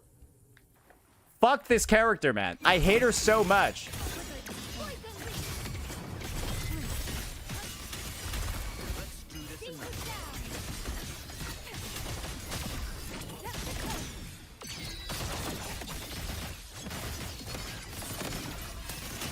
Wait a second. Is there a point in doing a double intro here? Is it useful? Maybe I do a double intro on Yangyang here. Maybe that'll help.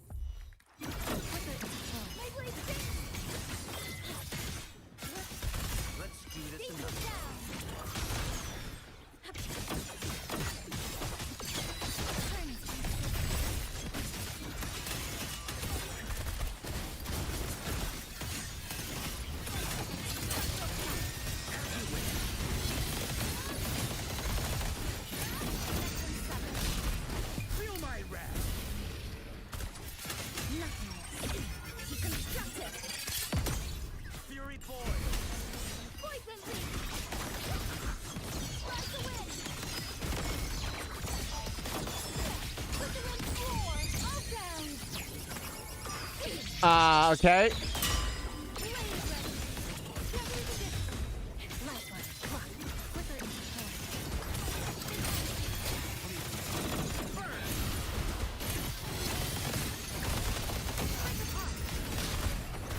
Bro, is my Mortefi lagging, bro? What's going on?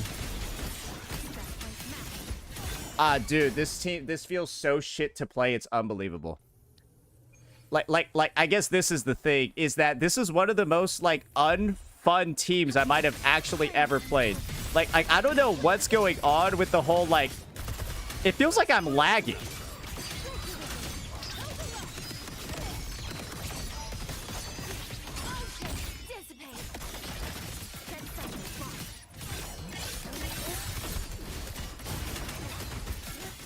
Like, it's shit like this. Oh, damn, she fucking brought him back, bro. I don't know, bro. I guess this is the thing. I'm so tired of it. It feels like you're playing like a complex... It doesn't feel like I'm playing Wuthering Waves. I feel like I'm playing a puzzle game trying to figure out how to make this fucking character work in this game mode.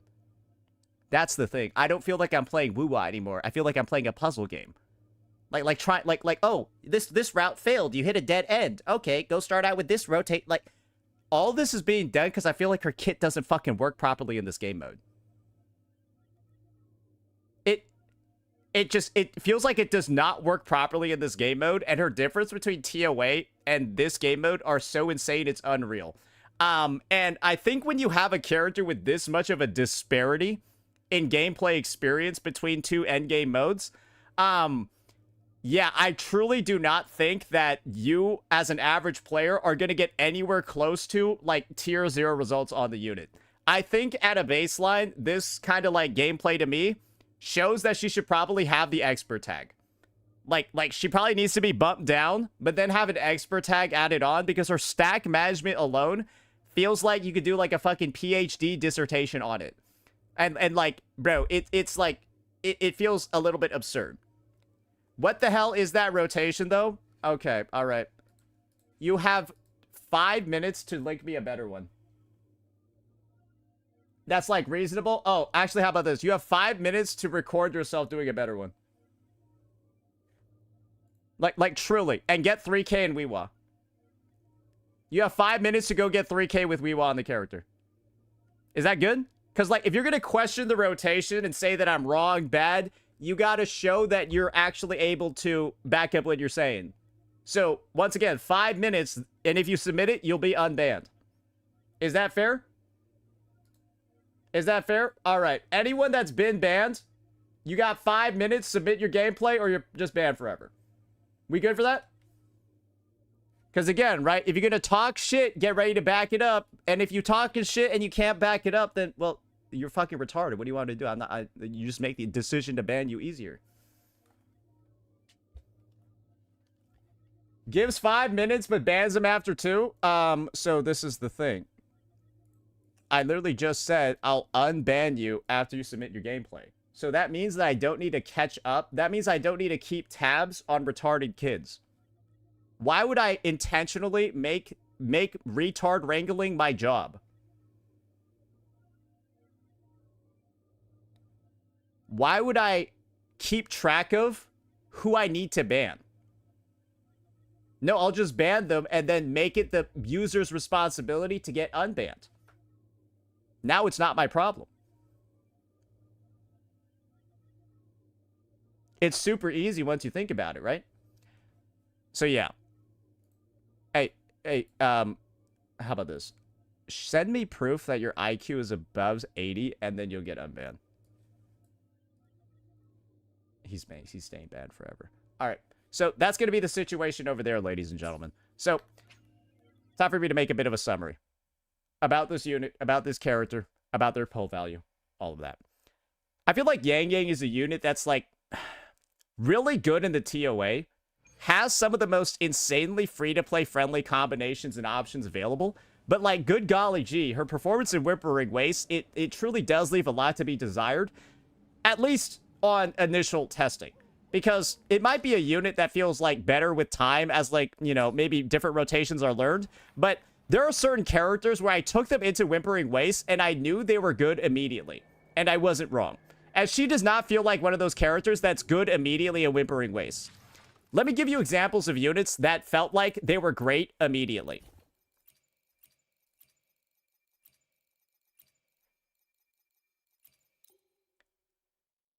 You take these units into Whiwa and you feel like they're strong.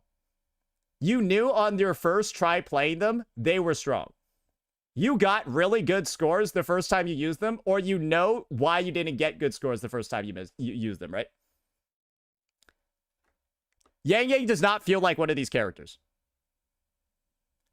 To me, at least.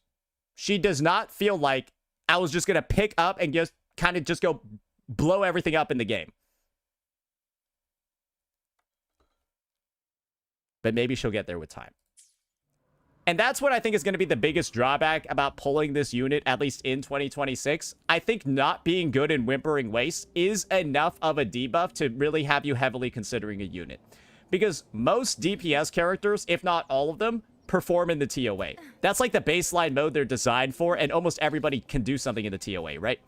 Not a lot of units can do something in Whimpering Waste, and a lot of units are good in TOA and good in Whiwa. Your Sigrikas, your Hiyukis, good in Whimpering Waste, good in Whiwa. This character's, as far as I'm concerned, she's just good in the TOA and not really that great in other game modes.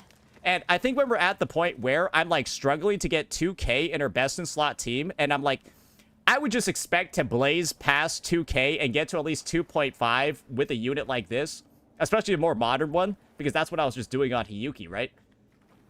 I'm not really getting those vibes over here. So maybe with Soy Soy, that'll happen. Maybe Pridewind is rating her performance off of her available with Soy Soy. But for now, I think, like, prior to Soy Soy's release, I don't really see this unit being that great for the game mode. But maybe I'll get proven otherwise, but that's just my personal take. But as a TOA general, oh, she's very strong, brother. You're going to have a great time with her. So, yeah, that's my personal take.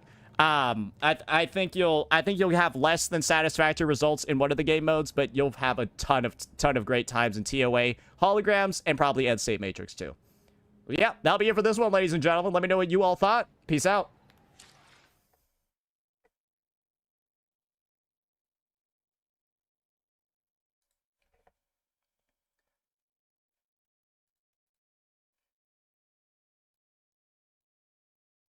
Maybe So Ming saves her. So Ming probably does save her. Guys, you know what the funniest fucking shit is? Bro, I stopped playing the story. I stopped playing this version's dog shit story, and the CCV, like, doubled today. Oh, man. Yes, guys, the story's really fucking exciting this update. Yeah, they just casually double the fucking CCV the second we stop covering it. Awesome, bro. Fucking black hole. Bro, the real black hole was was 3.5's village, not LF1. The fucking real black hole of the Wuthering Waves story, bro. It's fucking that village, bro.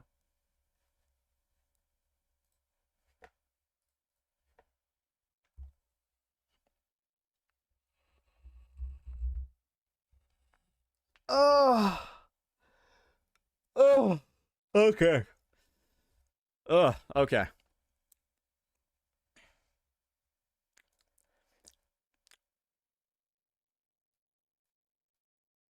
What was I gonna do next? Oh, right. Oh, right. We gotta make our video about Electro Rover. Shit. That's, I will be there for everyone as we head toward our shared... Gotta make our video about Electro Rover, ladies and gentlemen. Let's get that one cooking. And it's probably going to be a video you're all not too particularly happy with, but I'm just going to be realistic about it.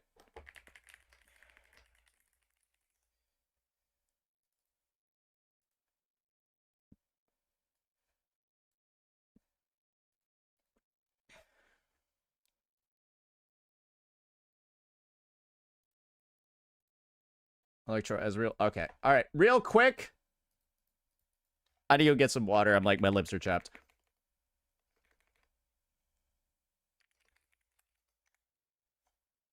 And probably also turn on AC too. It's not a... You're probably already starting to see me sweat. BRB. BRB. Buy yourself some chapstick. I hope you guys recognize this. I'm going to say this before I leave. It's a warning sign if somebody buys chapstick. You wanna know why? Because that means they're dehydrated all the fucking time. Because if you just drink water like a normal fucking person, your lips don't get chapped. Sorry, that's my TED Talk.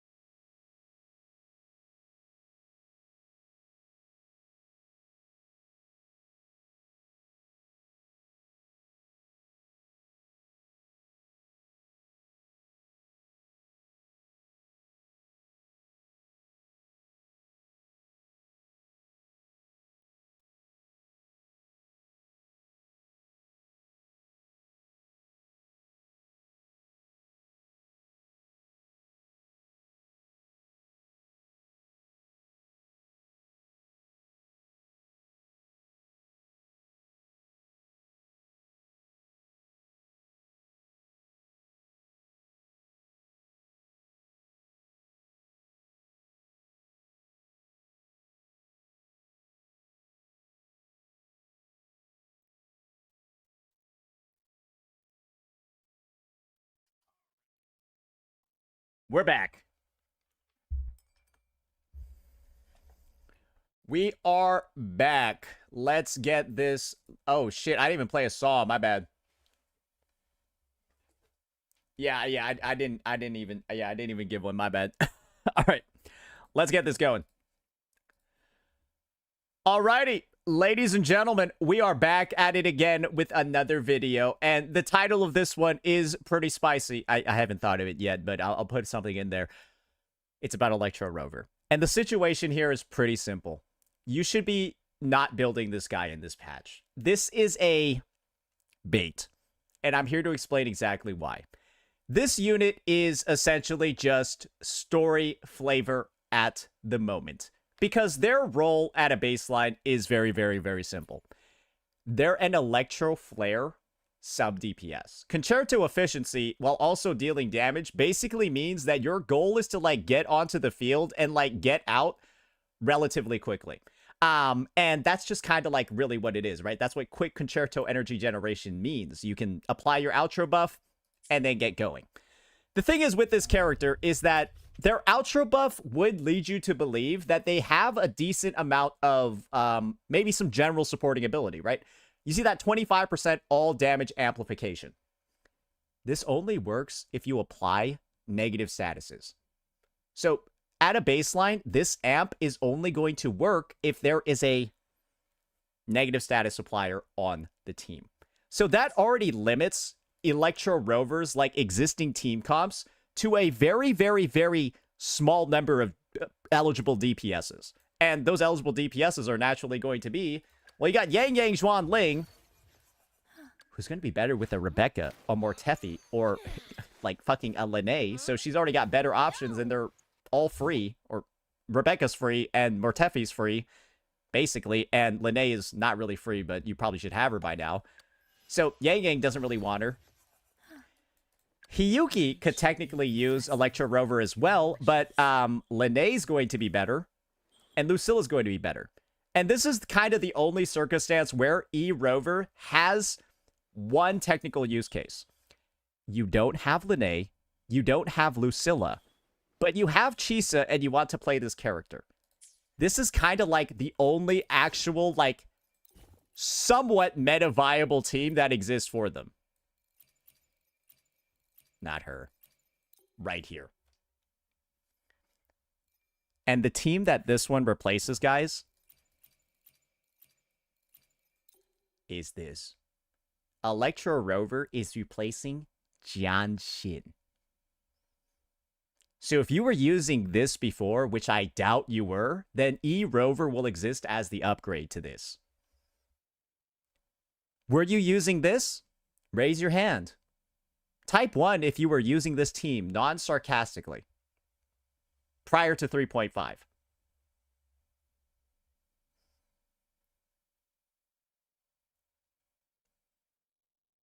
There's like 3 people that were using this. Because nobody was fucking playing this shit because it sucked ass.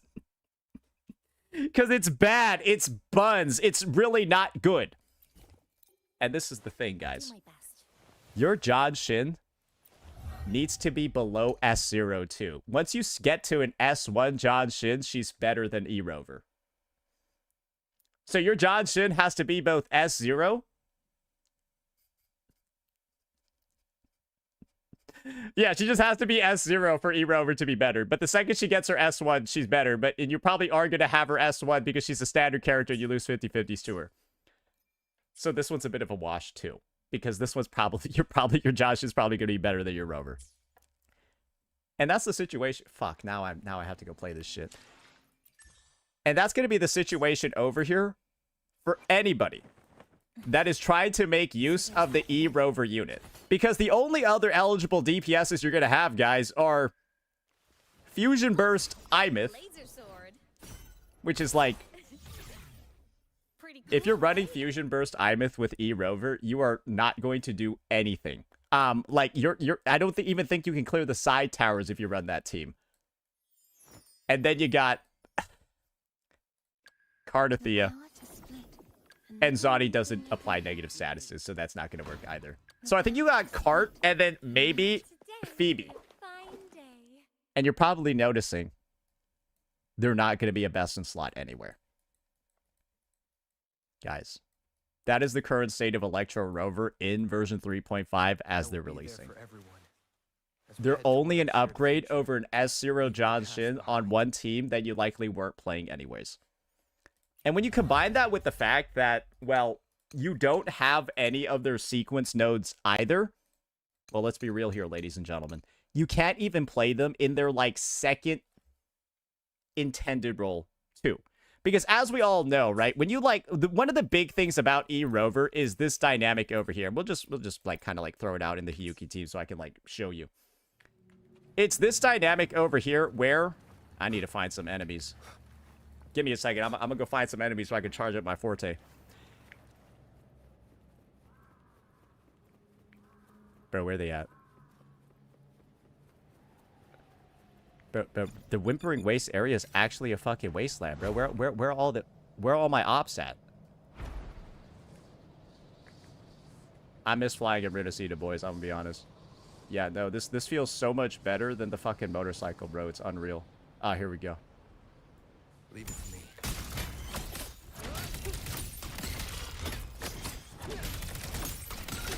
All right, so here we go, right? They got this ability where they can hold their skill, right? Oh, yeah. And now they turn into all versions of Rover, right? You can't even use that shit either. I will be there for everyone. Because all their sequence nodes buff that shit. Leaving the past behind. So it's like, you already know Apex Resonance is what we were just using. Right? And that's like their main DPS form. All of the upgrades for it are like over here. So it's like, even if you wanted to play like the MC Aura really cool form, it's not even close to its full potential because the big damage upgrades to it are like over here. So you can't really use them in their sub DPS role because they're Electro Flare oriented and there's no Electro Flare DPS, and you can't use them in their main DPS, or you kinda can, I guess, but just know you're going to be missing so many important stat buffs that, like, they're probably not going to be very strong or, like, even worth playing in the first place. It's literally just a, like, wait and see and, like, a hope that they'll get the support that they need in the future. Because I think it's very clear for a lot of individuals who they're supposed to be supporting, right? Let me play a short segment for you from the 3.5 main story quest. I know it's a long one. But just know that Sheen, whatever the fucking pronunciation is, she shows up. And a big thing about her, right, is that she gives, or really, she is essentially the reason why we unlock the ability of Electro. I'm not going to get too much into the story details of how exactly she does that, but let's just say Sheen is the one that allows us to get it going. And so the end result sort of is, well, most people assume Sheen is going to be the Electro Flare DPS because of that. Yeah, Rover is kind of like her resin, not really, if you know like what Arbiters and stuff are all about. She's the Sentinel, right? Rover's kind of her Sentinel. Or Rover's kind of like her Resonator. So the thing is, we likely need to wait until Sheen actually comes out for this unit to work. It's really similar to the dynamic that we had with Arrow Rover, where we're all kind of aware that Arrow Rover was kind of cool looking on release, but they were quite dog shit for like two versions. Version 2.2 and version 2.3. Because then Cardathea came out in version 2.4, and this team with Chakota was actually the best team in the game at the time. And naturally, I think a lot of people are under this assumption. You're likely going to have Rover, Soy, especially due to the fact that Soy and Sheen had some interactions in the story. The best in slot team for Sheen is probably going to be Soy, Electric Rover, and then Sheen in the DPS slot. That's what I would assume, especially based off of what I've seen in the story. That's probably going to be the thing that makes the most sense. And so, if you want to make use of Electro Rover, my advice to you is very, very, very simple. Have patience and make sure you pull this unit's sister. Because a big thing about Soy Soy's kit, right? A really big thing about Soy Soy's kit is she has the ability to really support Electro Flare specifically in ways that some units really can't, by providing a shit ton of attack while also increasing the stack limit. Chisa only increases the stack limit, but then doesn't provide the attack, which is a bit rough. Soy Soy, on the other hand, based off of some of the early kit leaks that we've gotten from Kuro Games, well, guys, let's take a look at some of the introductory effects real quick.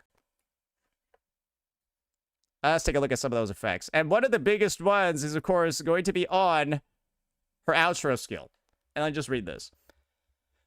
When they cast outro, Sui Sui grants the incoming Resonator Undulating Mist. When Resonators with Undulating Mist consume negative statuses or Electro Rage stacks on the target, they gain an attack increase. For every 0.12% of Sui Sui's ER over 200, the Resonator's attack is increased by 0.1%. Up to 50%.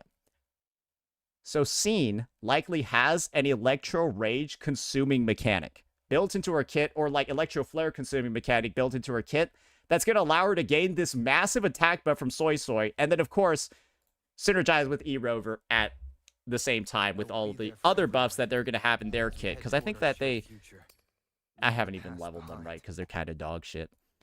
I think they have a 10% attack buff as well located in there. That's obviously not that much, but you probably don't need much more than 10% if you got Soy Soy in the background providing a massive, like she provides like 80% total with her kit, as well as 25% outro. And when you know, right, wait a second over here. There's one thing I really want to take a look at. Yeah. So, this is just a short excerpt from the quest. And this is the reason for why, basically, the person she's talking to is Soy Soy. That scene talking to Soy Soy, that's why I think they're going to work together. But that's pretty much it. Don't build this unit. They are effectively, at this point in time in version 3.5, they are the premier account bricker. Making the decision, right, to invest in things like, I don't know, a new weapon for them, which you probably don't need to, but like raising all their skills. This is the equivalent of taking or giving somebody an interest-free loan. You're giving an interest-free loan to Kuro Games. Think about all of these resources, all of the credits, everything you're putting into, right, raising these skills up to like 10 or whatever. You could be putting these into literally any other unit. You could be putting these into farming Tacit Fields. You could be putting these into, I don't know, mowing your fucking lawn instead of spending the time grinding for these. It's a complete waste in the present to spend your time on this character because you are getting absolutely zero out of it. Nothing. And so just wait to expend resources, wait until the character actually fucking does something. Because right now I see people asking me, hey, can you build E-Rover? Can you make a guide? I'm not going to make a guide for a character that's a strict downgrade on every team and is a net loss of value to your account to level up in the present. Your account is weaker. You have less resources. You are in a worse spot leveling this unit than just AFKing and leaving them there. Making a guide is like actually CC malpractice. That's why I'm making this video instead, telling you not to build this fucking character. And when Scene does come out, and this unit is no longer a, like, dead weight on your account, we'll probably make some content surrounding them. But in the present, I am just explicitly explaining to you why there will be no content on this fucking character. Because they are useless. They are a bait, and they will probably get a lot better with time. But I am simply recognizing, boy oh boy in the dog shit, they are present. Or sorry. They're present. Or, boy, oh boy, in the present, they are dog shit. Kind of the same thing. No, the E-Rover was just dog shit overall. So, yeah. That's the situation. Hopefully, it explains everything. And, at the very least, I'm praying that this video over here has gotten at least some savings on your resources somewhere. You, like, at least maybe you didn't take it up to 10. You're keeping the levels at, like, 9 or something. Because there's another thing that I also need to talk about when it comes to this character, and it's another reason for you not to, like, build them. What set are they supposed to use, bro? Are we not, like, non-sarcastically, is this like a Moonlit Clouds character in 2026? I know there are some Moonlit Clouds characters, but, like, I would hope there's, like, a... Where's this? Where's this? Where's, I don't know, Gusts of Thunder? I don't know, bro. Maybe it comes out when Scene comes out, right? But it's just kind of like, at least we got Gusts of Welkin in 2.2 to kind of like inform us that the archetype was going to be built out more, that area erosion was going to be a lot more important. Like right now, it's just, bro, Rover released, and then we're using sets from 1.0, and that's what's in the recommended menu. It's like,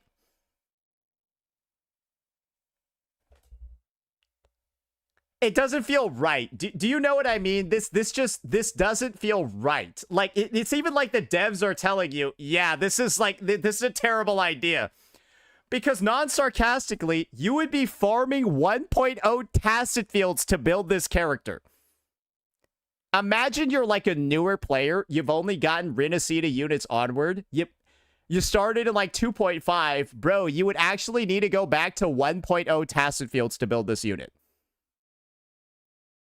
I'm not talking about people that already have an inventory like you or me. People that maybe have 0 for Void Thunder or 0 for Moonlit Clouds. Yeah, it's kind of rough, isn't it? So yeah.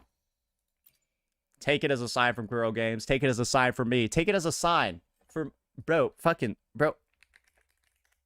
Every single place everywhere is kind of just telling you, don't fucking build this character. Bro, do they even have Arrow Rover on the... Bro, did they just delete E-Rover from the tier list? Oh, sorry. No, they just weren't in the support category. Nah, they theoretically the worst character in the game. Like truly, it like... Remember, they replaced John Shin on one team, and they're worse than the S1 John Shin. So, like...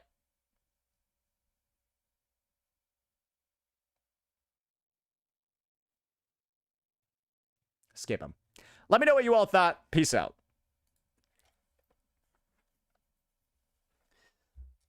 All right.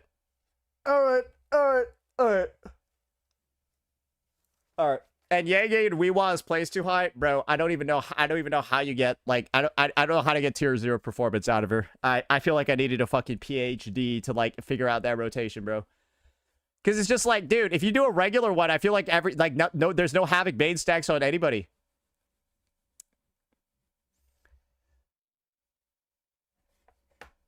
I don't know, bro. That shit just felt rough. That shit just felt tough. Can you give Yangyang another try? You go fucking play it, bro. I don't want to play that shit. You go fucking play it. But you want to go see it? You go fucking play it, bro. Jesus fucking Christ.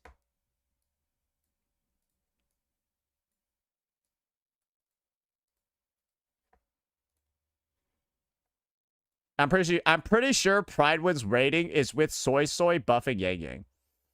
I would not be surprised if Pridewind's rating is with no Chisa on the team. Guys, think about it this way. Does the number of Havoc Bane stacks matter if you're only going up to 3? As we head toward our shared future. Does missing, like, truly, when you read this and you know how much Yangyang is one-shotting waves, Soy is better than Chisa, is she not? Because Soy would keep your stacks at 3, but it doesn't matter because you're one-shotting everything with fucking 2,000 motion value attacks. So it's kind of like this 4 to 6 stacks almost is like non-existent. It's almost like non-existent once you think about it, right? Because you're never going to get to this in Whiwa. They're all going to die before then. So Soy, who doesn't raise the stack limit, might actually be better. Yeah, I think so. I think you might want to go lower stack limit, but better raw buffs from Soy. Chisa gives a lot. Chisa gives some of the worst attack buffs in the game. I hope you realize Chisa gives some of the worst damage buffs in the game. Chisa's damage buffs are so bad, she's worse than Verena in a Spectro Frazzle team. Like we know this, right? Like the only sign you need that Chisa's buffs are dog shit is that she's worse than Verita in the Spectrofrazzle team. Like her buff is 24% damage on her Sig and then like a little bit of defense ignore. Her buffs are fucking shit. If they were good, she'd be the Spectrofrazzle best in slot, but they're bad, so she's not.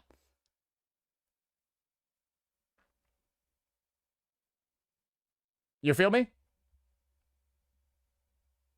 So that's why I think Soy Soy is actually what Pridewind's rating is probably based off of, because I can see her being way better with Soy Soy than the fucking than like Chisa and the 6-stack bullshit. I just don't see how enemies get to 6 stacks in Whiwa, bro. It just seems ridiculous to me. It seems unrealistic. Especially on the 1-cost waves, bro. Like, dude, like those guys are the 1-cost waves, there is no way they're getting above 3 stacks. Right? And when 1-cost waves are like half of your Whiwa clear, bro, the 6-stack thing is functionally fucking useless. How are the 1-cost getting above 3 stacks? Then why is Hiyuki not tier 0 with Sui Sui? Because Sui Sui isn't fucking out yet, bro. What the fuck? It's like you're talking about a character that isn't released yet. What do you mean? Yes, you can't fucking judge Hiyuki based off of Soy Soy's fucking, like Soy Soy's fucking buffs because Soy Soy's not in the fucking game yet.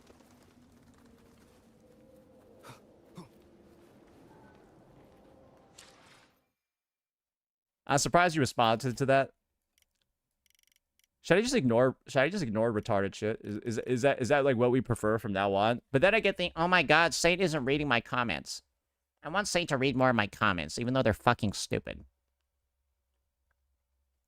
Right, isn't that a complaint that we get super often? Saint isn't reading chat.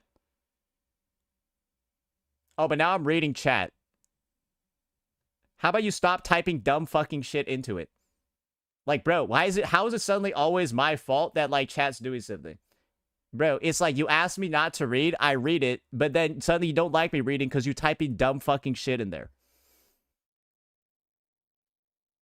Like, bro, isn't it just better not to type dumb shit and then not blame me for the dumb shit you're typing?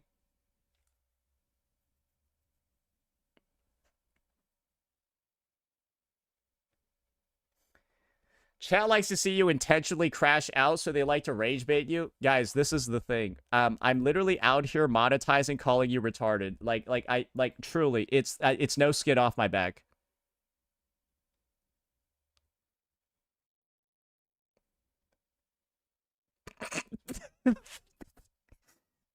It's like I don't know what else to say beyond that, bro. Like I think I could just leave it there.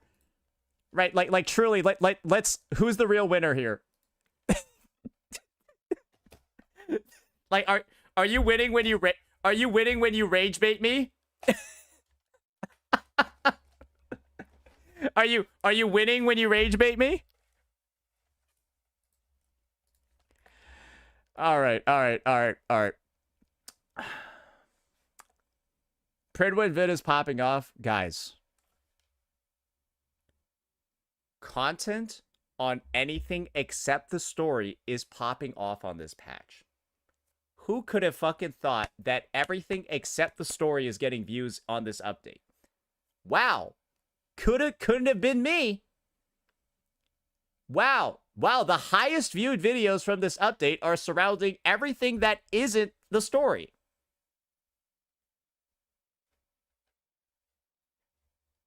Not Whiwa Twit. Guys, if Whiwa Twitter actually was meaningful, Whiwa Twitter CCs would get views on their YouTube videos. But they don't. Guys, if you're a Twitter CC, you're not actually a CC. I hope you recognize that. Like, bro, having Twitter clout translates into literally nothing. Just look at Mr. Pokey's YouTube channel. Bro was out here pretending Twitter clout would win him a lawsuit.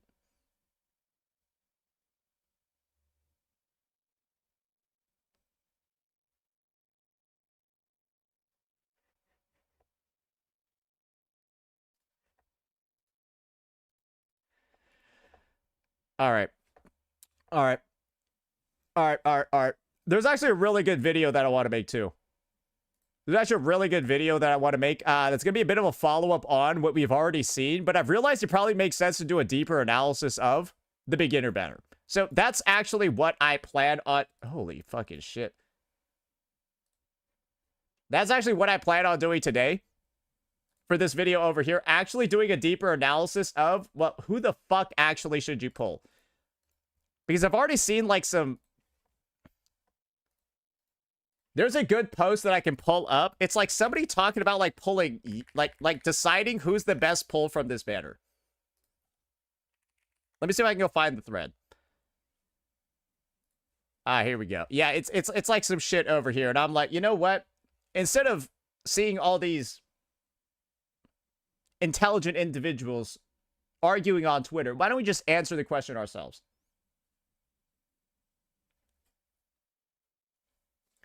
Why don't we just answer the question ourselves?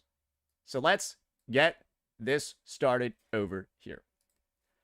Alrighty, ladies and gentlemen, we are back at it again, and this time we're in a bit of a helpful mood because there are some complications that have arrived in version 3.5. But those complications are only going to be for a very special audience, so that's who this video is going to be tailored for, and that is new players. Because yes, Wuthering Waves 3.5 has included one of the best beginner programs I've ever seen for a gacha game before, where you're basically led on a bunch of missions, a bunch of adventures to level up your units, complete certain tasks, and get a bunch of rewards in the process.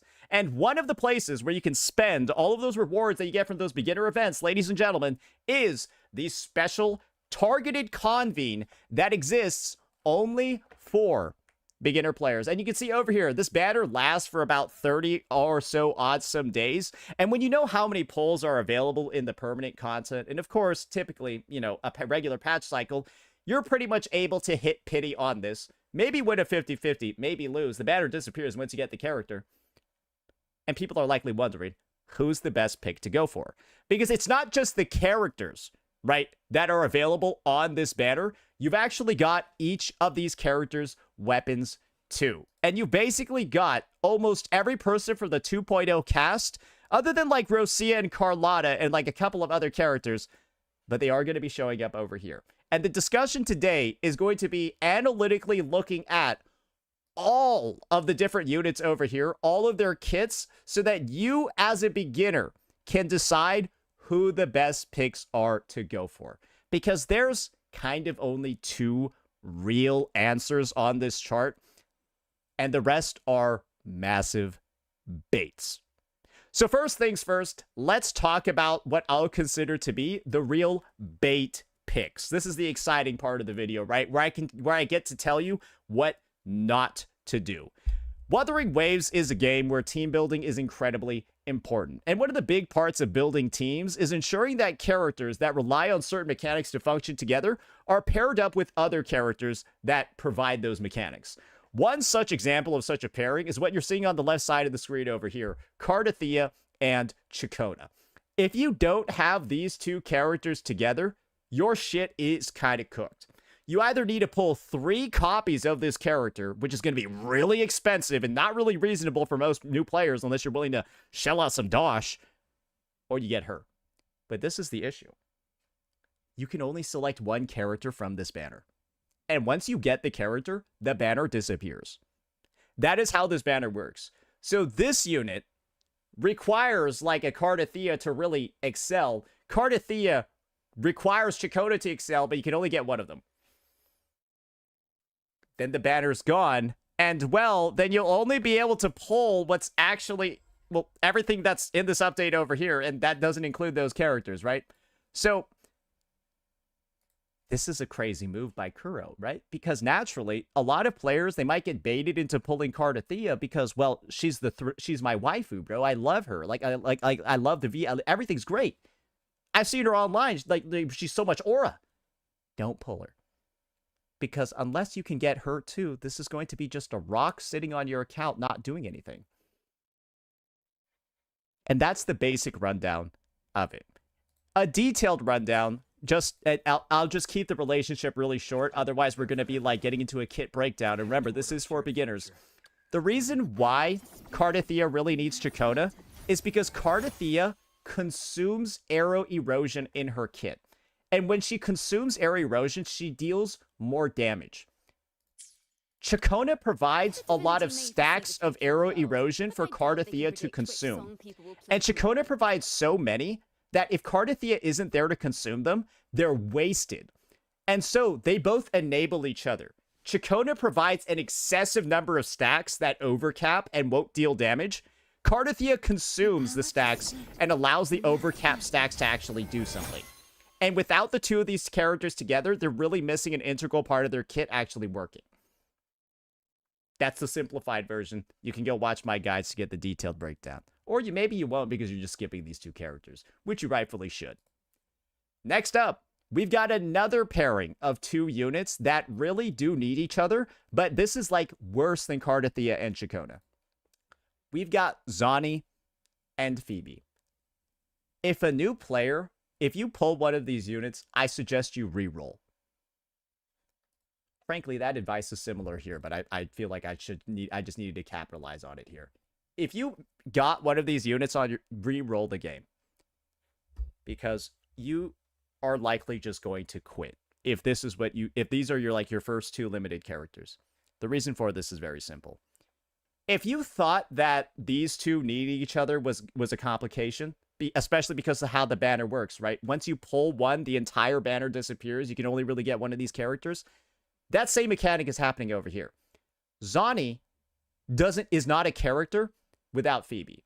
Phoebe, on the other hand, is somewhat usable, but not really that strong in her main DPS form. She has two forms, one where she supports this unit and one where she's a DPS herself. They're both not very good.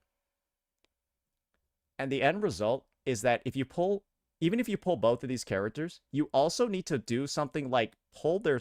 Oh, sorry, I forgot to mention this. Take this part of the discussion we're about to be having with these units and simply just apply it to Cardathea as well. You want to pull these units, also pull their signature, also have a god tier... You just know how little I use this unit now. You want to have like a really good set of like equipment on her as well. That takes a long amount of time to grind. You're gonna be taking a long time to grind this. And then you have to play her really, really, really crazy. And this is an example of how you need to play this unit as a new player to be able to clear baseline content in the game. Are you ready for this?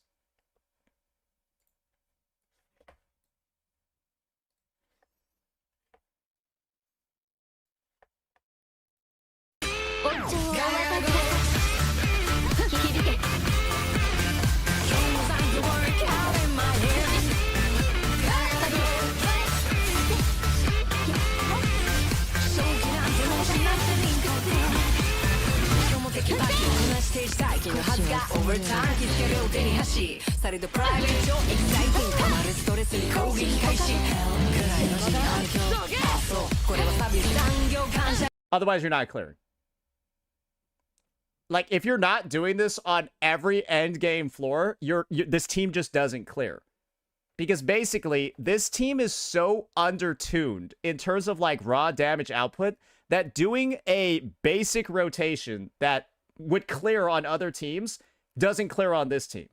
And so you need to utilize this mechanic called Quick Swap, which is what's showing up on the screen over here, where Wallenstein's, the high-level player that's playing this team, is constantly...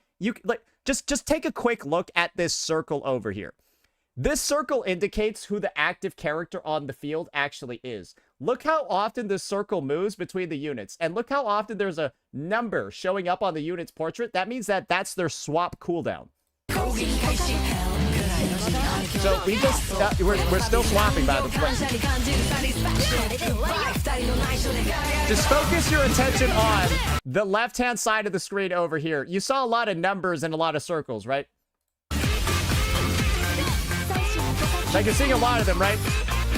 And remember, you got these animations as well from the ultimates and liberations and stuff that are hiding all the UI, right?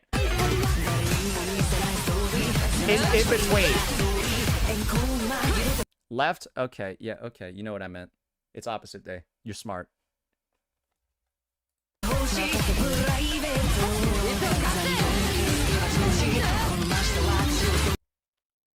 So that's the situation, guys. You're in for a rough time regardless. Because there's a lot of expenditures you need to make this team playable in the first place. And there's a lot of execution you need to do in the actual gameplay to actually have it clearing any of the content in the game. And that's a lot to ask from new players. Because like I said before, guys, you want to get these characters, weapons, too. And remember what I said at the start, right? Right? Remember what I said at the start? And I'll just get you like the actual thing itself, so you know I'm speaking business. So you know I'm speaking 100% business, brother. They got their weapons on banner too, bro. And the 4 characters I just talked about, she kind of wants her weapon, doesn't really need it. She really wants her weapon, and then she really wants her weapon so that she can support Zani. And this character right here, the Cardathea that we just talked about, if you don't have her weapon, she's actually not playable. These are some of the most premium, expensive, just unwieldy units we have on the roster. These 2 alongside these 2. And my honest to God advice for anyone starting this game, avoid these 4 units over here like the plague. They are both traps, they are bait, and the most important thing of all, they prevent you. Because the banners disappear once you get a 5-star, they're independent, the character and the weapon one, that you lose out on the opportunity to pull some of the best free-to-play units in the game. And that's where we're going to be focusing our discussion right now. The units you should be focusing on. First and foremost, your decision should really be down to these 2 characters in the middle. Frolova, as well as Augusta. And the reasons for this are very, very, very simple. They dominate respective game modes with very, very, very little investment. If you simply pull either of these characters and then you get, well, their weapon that's also showing up over here, weapon banner is guaranteed, by the way, in this game, you're able to clear both endgame modes at a pretty decent level. Augusta, we're going to start off the discussion with her, is very, very, very strong because she's supported by, well, you know who's also on banner. But Augusta also works really well with a 4-star DPS or 4-star sub DPS called Mortefi. And Mortefi is what many consider to be one of the best budgetary supports in the game because he provides, with his S6, which many players will get early on in their playthrough because he's a 4-star unit, he drops very often. He buffs the entire team attack significantly by 20%. He also has easy access to a 5-star signature weapon. It's not signature, but it's basically a signature weapon. It's a standard pistol that you are able to get, ladies and gentlemen, for free just from logging into the game for 7 days. So, you can simply just get the best in slot weapon for a free-to-play 4-star DPS that's one of the best units ever to pair with Augusta. You get his weapon for free. So there you go. That's why so many people recommend Augusta, because you get Mortefi's weapon, you simply just get Augusta's weapon, and then you're good to go. Because who's your 3rd slot character going to be? Oh, I don't know. Maybe the person that you're getting for free on day 3. The best free-to-play support in the game, Verena. Because you want to know something that I have done basically since the release of Augusta, ladies and gentlemen. That was almost a year ago. You just play this, guys. Play your Augusta, Verena, Mortefi team, and just go clear pretty much all the content in the game, because this gets very close to clearing all the content in the game. And that's that. This is one of the strongest free-to-play teams in the game's history. And it's still one of the strongest free-to-play teams today. And any new player starting the game in 3.5 can pick this up within a week. And while naturally, I'm not diving too much into the mechanics over here, just know that Mortefi really buffs heavy attack damage, as you're seeing over here, and then Augusta deals mainly heavy attack damage. And that's why they work really well together. And so naturally, right, you're probably understanding, oh boy, this is why Saint is pushing for this one so hard. But there's even another reason for why I'm pushing for this one so hard, guys. Because you can upgrade from this team really easily. This team becomes much stronger when you get Yuno to come in and support your Augusta. But Augusta's kind of like the linchpin here, right? You kind of like want Augusta in the first place. This team is also great because it gives you an upgrade opportunity to make it better, and all you need to really get is one unit. And let me just be the first person to tell you this. Yuno's showing up over here on this beginner banner. She's going to show up again because she's one of the most popular units in the history of the game. Why? Take a look at her model and you're probably like you asking me why this unit is popular? While the moon cycles, I don't need to explain to you why this unit is popular. You know why she's popular. So she's gonna probably rerun again. And so if you pick up Augusta on the beginner banner, well, you'll upgrade opportunities right there. Because like if Kuro doesn't rerun this character, they're allergic to money. Everyone kind of already knows that, right? It's a pretty simple situation to talk about. And that team, really good too. We won't dive too much into how this team is good though, because just know that it's good and you have this if Augusta's the unit that you decide to choose. Next, we got to talk about another team. And this one is going to be involving, well, you probably guessed it, because this is the one other unit I told you should pull for Lova. Lova was released about a year ago on version 3.5, and she has maintained the status of a commander of one of the endgame modes. One of the endgame modes that she is a commander of is currently, in my opinion, the hardest endgame mode in Wuthering Waves, and that is going to be, you go over to the event menu once you unlock it, Whimpering Wastes. This endgame mode is really hard because it's AoE focused, right? It is AoE focused, and one of the end results of it being so AoE focused is that certain units that don't have AoE don't do very well in it. And Lova just happens to be one of those characters that takes this endgame mode and makes it a complete joke because she's got so much AoE in her kit, even with free-to-play teammates, that it almost feels unethical.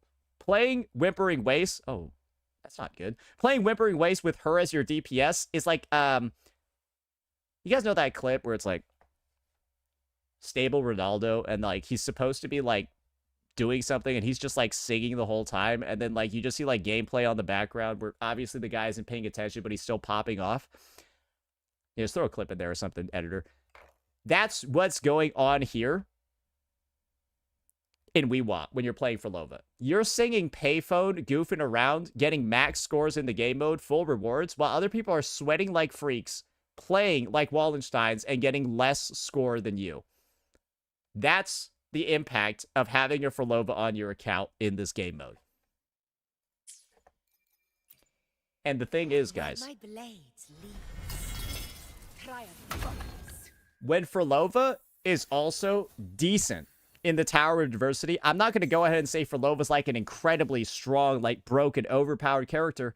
She will mow over Whimpering Waste, but still also be decent in the other endgame modes at the same time.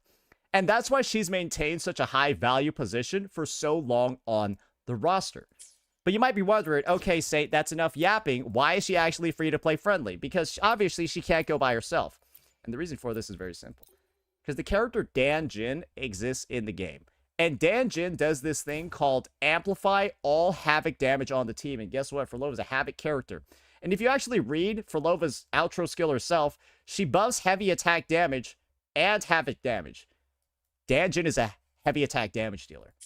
So the end result, guys, is that if you get Lova and her weapon, much like Augusta, you can sub in a lot of very free-to-play teammates. And this is, guys, you can even put Verena in this team. This team will be decent. This team will actually clear a decent amount of content in the game. It might not clear the hardest Tower Adversity floors, but this will clear like the side floors. This will clear Whimpering Waste, all of this good stuff, because this is also a good budget team. Definitely not at the same level. And if this is the route that this is maybe not the same level as like an Augusta Mortefi, but it's going to be much more stable in Whimpering Waste. And if this is the route that you decide to go for, you go for Dan Jin instead, well, Well, then you're just going to use this box over here, right? Or, sorry, you're just going to use this box that you get at day 7, right? We're still using the Varina and stuff. Just get that box. And then get Sometimes I the get good so old carried away in battles. Emerald of Genesis and put that I shit get on her too. startled So, you because, die. yeah, this is a really good crit weapon. And she casts a lot of resonance skills. She'll max out this attack bonus as well. And then you can go use this on Rover too. And that's why, ladies and gentlemen, these are like my 2 free-to-play recommendations, because they both got clear upgrade paths moving forward. Because you know what this Frolova team does to upgrade? Well, it's awesome, dude. You can choose a Lucilla or a Chuyan to upgrade this team. Which one do you like better? Girls or guys? They have slight differentiations in her kit, and Lucilla is mostly actually used in her Glacio Chafe mode, so Chuyan is probably who you're going to be playing this character with most of the time. This is my take. I have, like, never seen somebody play these 2 characters before. I know she's got an Echo skill mode. I've never seen somebody play these 2 characters before because she's always on Glacio Chafe mode with Hiyuki. That's just the honest truth here. But Frolova has these upgrade routes too. Much like an Augusta, and the team will get much, much, much stronger. Do you see how these characters in the middle right here are different from the units that we saw on the sides? There are so many more prerequisites or requirements to get these characters functioning in the first place, while units like Augusta and Frolova will just hit the ground running, and then they can get their upgrades later and just become stronger. Some of these teams have a strong baseline like this one, but you need so much investment to just hit that baseline, and then without enough investment, the team just does nothing. And that's what's going on over here with this one. And of course, with this one. So now we got to talk about the last 2 characters on here. And we've already talked about one of them a decent amount. That one is going to be Yuno and, of course, Brant. And both of these characters have a very, very, very unique offering when it comes to their kits. And I think the best way for me to, like, actually reveal that to you is literally to do this. Check this out. Wait. There was like something over here that I was like taking a look at. Was it? Ah, right here. Right, this is perfect. Look in this menu. We're on Yuno right now. Support and healer, concerto efficiency, resonance liberation damage, heavy attack damage amp. Support and healer, basic attack damage, fusion damage amp, and resonance skill damage amplification. These guys are kind of like both the same character. Let me explain to you what I mean.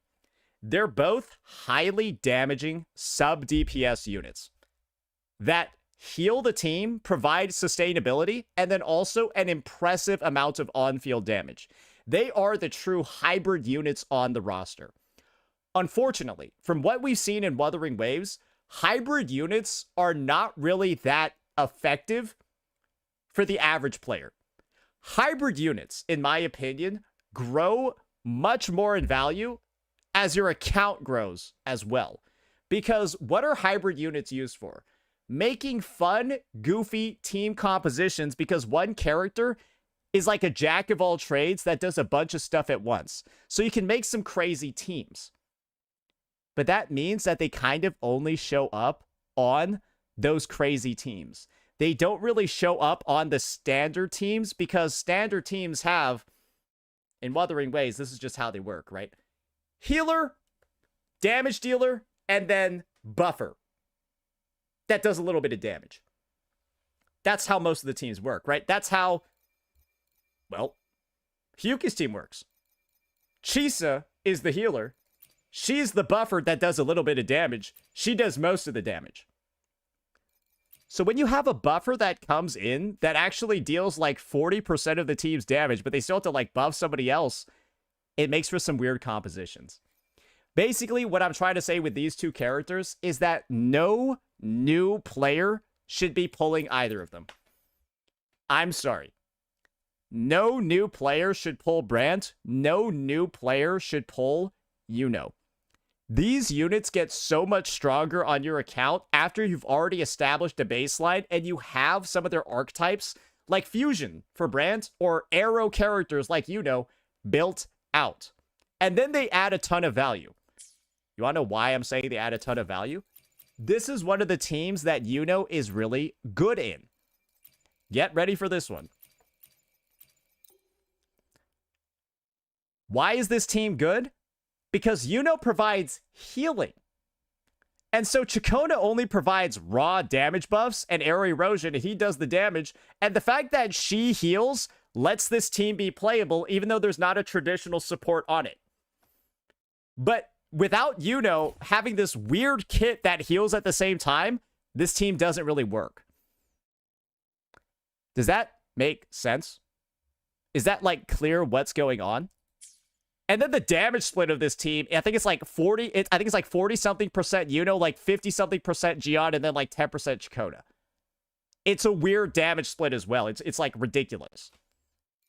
But that's a team that only becomes available because I happen to have Chakona and Gion on it.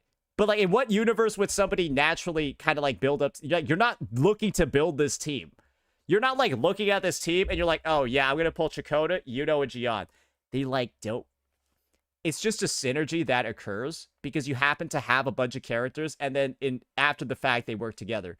But you weren't looking to build this team in the first place. But that's the benefit of owning characters like this.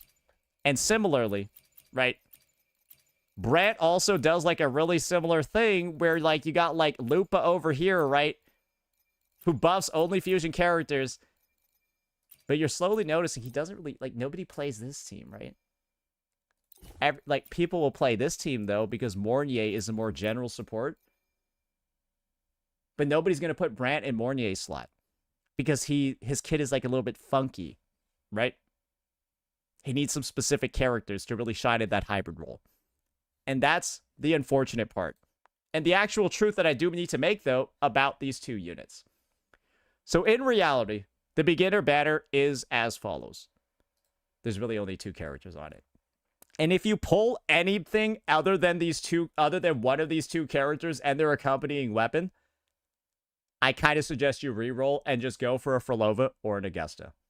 Because going with this strategy of one of these two characters is going to set you up so much more for success, and you are guaranteed a baseline level of performance and team compositions that will clear the endgame. If you choose any other unit on here, you are not guaranteed anything. But there's another route individuals can take. And this is where stuff's going to get a little bit crazy. There's another route that individuals can take, but they can only take this route during version 3.5 where this system got introduced. And that is to just skip the beginner banners completely and just pull the actual banners that are available in this update. Because this is the reality of the actual banners available in this update. Luke Herson currently is one of the best free-to-play DPSs in the game. And he actually interacts with the rewards as well, because guess what you see over here? That's a Sanhua, actually, behind my screen. Sanhua is a 4-star sub-DPS that buffs Luke Herson. Yes, ladies and gentlemen, Sanhua, who you get for free. You don't even get Mortefi for free, right? She buffs Luke Herson. And the end result, guys, is that, well, when you have a Sanhua and everything's sort of like good to go, especially when she's at 6, with her buffing this thing called basic attack damage amp, right? And then Luke Herson actually being the best basic attacker in the game currently, you end up working really well together. But this is another bonus that you get from working with Luke Herson. There's also something called a UL40 weapon box. And you'll notice something in this UL40 weapon box. That's a little bit weird. All of the new standard weapons introduced in version 3.0 actually show up in this new weapon box. And so, Luke's best in slot weapon, other than his signature, is actually the standard weapon that you can just get from hitting level 40. So, all you effectively need to do in this update as a new player is log in, hit UL40, and then pull Luke, and then you now have the Verena Luke Sanhua team, which is one of the best, if not the best free-to-play team in the game. Like you will just get this team from logging in and then hitting UL40 and then picking Luke on the banner. Boom, and then wait, where's this bit? Boom, and then I have so many characters, man. It's hard to find them. There you go. That's also one of the best free-to-play teams in the game. And you can just do that. You can just do that. Lene and Imeth is better. Yeah, that's two limited 5-star characters. This is one. I hope two's better than one. Are we doing math? Are we doing math for first graders today? Is that what we're doing, YouTube chat? We gonna say two's better than one? What's the next discovery today? The sky's blue? Wait 12 hours. That'll be false too. All right. So that's the situation, guys. Luke Herson is also another amazing pick for introduction players. But there are some weaknesses to him. He's not really that great in Whimpering Wastes until you actually get his partner, Denya, and put her on his Whimpering Waste team. Until then, he's not really that good, but he will basically destroy the TOA by himself until I think the end of time. Genuinely, I think he's just going to destroy this endgame mode by himself forever, and then he also destroys this endgame mode too. So he beats 2 out of the 3 endgame modes, and then once you pull her for him, then he's able to encounter the third one. And well, why am I saying that? Well, because I have his new premium team right here. And just so you know, this is the new best Luke Herson team. So he's also got the upgrade opportunities too, but his free-to-play team is incredibly easy to build. And now the last situation that we have to talk about is this one. The Yangyang Zhuanling free-to-play value, because this is another character you can just decide to say, well, fuck the beginner banner, fuck Verlova, fuck all these other characters, let's just get the newest one yet. And this is what I'll say to you comfortably. The character performs free-to-play with the same exact lineup that Augusta has. Verena and Mortefi, right? We all remember when we were reviewing this shit over here with this character, right? Just get in, put in the dude instead. You can just put in Yangyang Zhuanling and you will get also fantastic results. However, this is one thing I'll say. This team is slightly better, I think, than the Augusta one in the TOA, but I am 99% sure Augusta is way better in Whimpering Wastes than Yangyang. And my personal take is this. I'm a little bit hesitant about her performance in this endgame mode because it's a little rough to me from what I've tested and experienced, and I would be more comfortable with an Augusta as a newer player, simply due to some of the struggles that I saw over here. However, you could just decide to pull her and then save up for Soy Soy, Yangyang's sister, who is arriving in the next phase of this update. But this is a rather complicated bit of advice that's not going to be relevant later. But that's kind of just a big sort of trade-off that beginners are going to have to make. If you're watching this after 3.5, because God forbid you might be doing that, take a look at the active units that are on your banner. Take a look at the active units, right, that are going to be available on your banner when you're starting, and then see how free-to-play friendly those characters are going to be. Because Luke Herson, arguably, might just be a better pick than anybody on the beginner banners because of his actual high level of power, especially in the TOA. But on the flip side, you might have an update where there's actually the worst possible units to rerun ever for new players. It's like all sub DPSs that are super tailored and then no DPS combinations, right? You wouldn't want to pull on that at all. So just be up to date on what the other banners are. Don't rely on the beginner banner to get everything, because it could just be that there are way better picks that are going to be coming up soon. I know, and just for an honorable mention over here, somebody is suggesting, oh, why don't you suggest Imeth? Because Imeth is the opposite of free-to-play friendly. She's actually dog shit free-to-play. You just... A laser sword. She's not good free-to-play for one specific reason.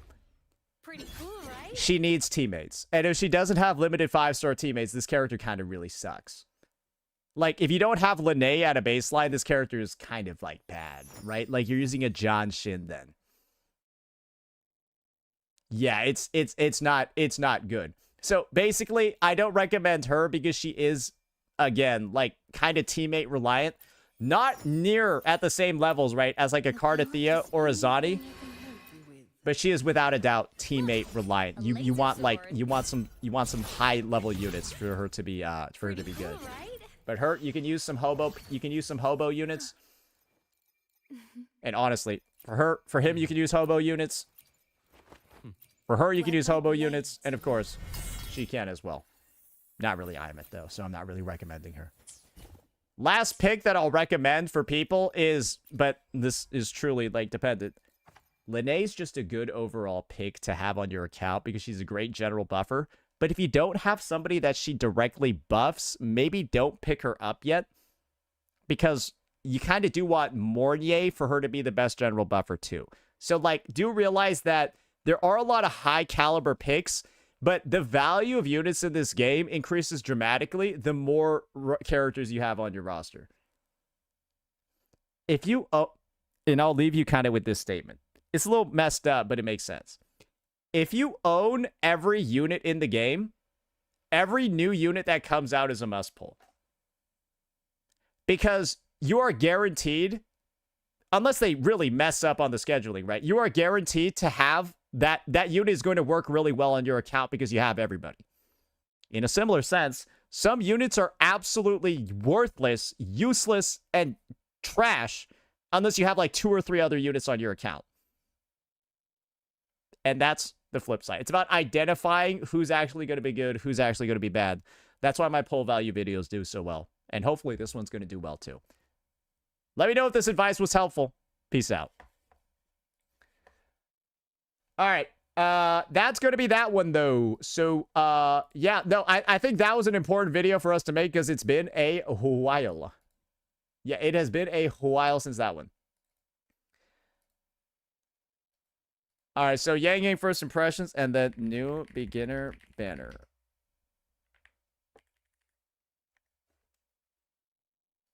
And then Rover sucks. All right, guys, holy shit. Yeah, not gonna lie. Guys, this has been a busy day for Gacha, hasn't it? Daniel hologram? Guys, that's the thing. We still got the Daniel hologram. We fucking, bro. We might do an AKE 1.4 video. I think we might do an AKE 1.4 video from the perspective of, bro, the game's actually dead. Like, bro, the game's actually dead, right? Like, dude, the hype is non-existent. Dude. Why is it exciting? I think it's exciting because it feels like the devs have personally insulted me. I feel like a lot of people actually feel personally insulted by the developers. I think anyone that took the surveys, I think actually wants the game to fail. I think if you took all of the surveys for this game, you're happy to see it die. Right? I truly feel insulted by them. That they just were wasting so much of my time like this, intentionally, like probably laughing about it. I want to see the game fail. I want to see the game fail. I want to see it EOS now because of how they treated us in 1.0. Truly. And I feel like a majority of the gacha space actually feels like it. It gets so little support, bro. Like, bro, I think hating AKE is truly the meta. You gain... It is more popular to hate on AKE than Genshin. Because I think Genshin players are ecstatic that there's a new punching bag. They have to be. They have to be. Because it's noticeably actually worse than Genshin Impact, bro. That's the part that fucking blows my mind. It's worse than any Hoyo game.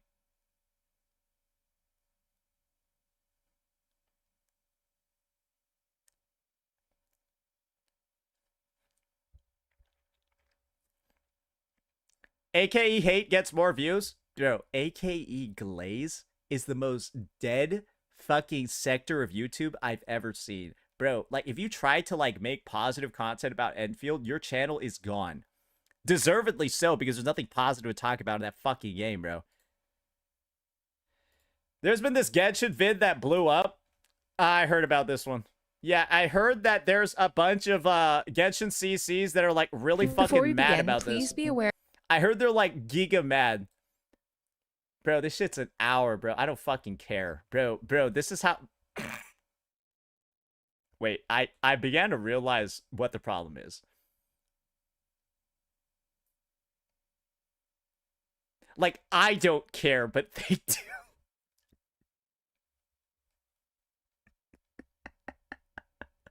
Like, I don't care, bro.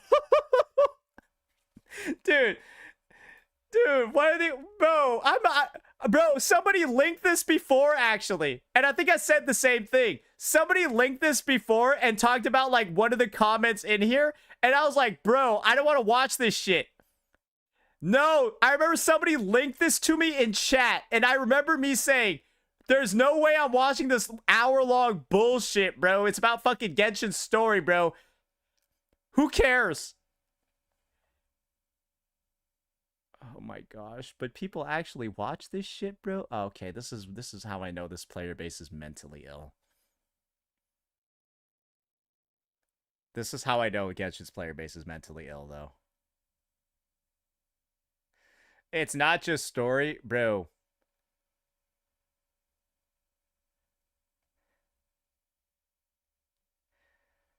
Oh my god.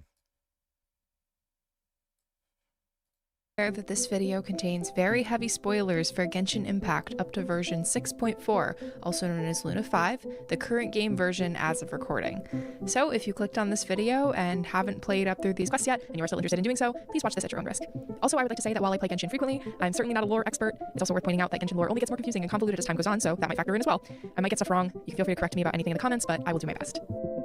Let me just start by saying that Genshin Impact is one of my favorite games. I know that there's a lot to be said about Genshin and that Genshin fans are kind of a meme. There's a lot of valid critiques to be thrown Genshin's way. For example, like many gacha games, they use a very predatory business model, and Hoyoverse makes millions of dollars off of FOMO and by fostering people's gambling addictions. And I would argue Genshin is actually worse than a lot of other Hoyo games too, because it's not as generous. From my understanding, other games... Bro, I wish this bitch made this like 3 videos.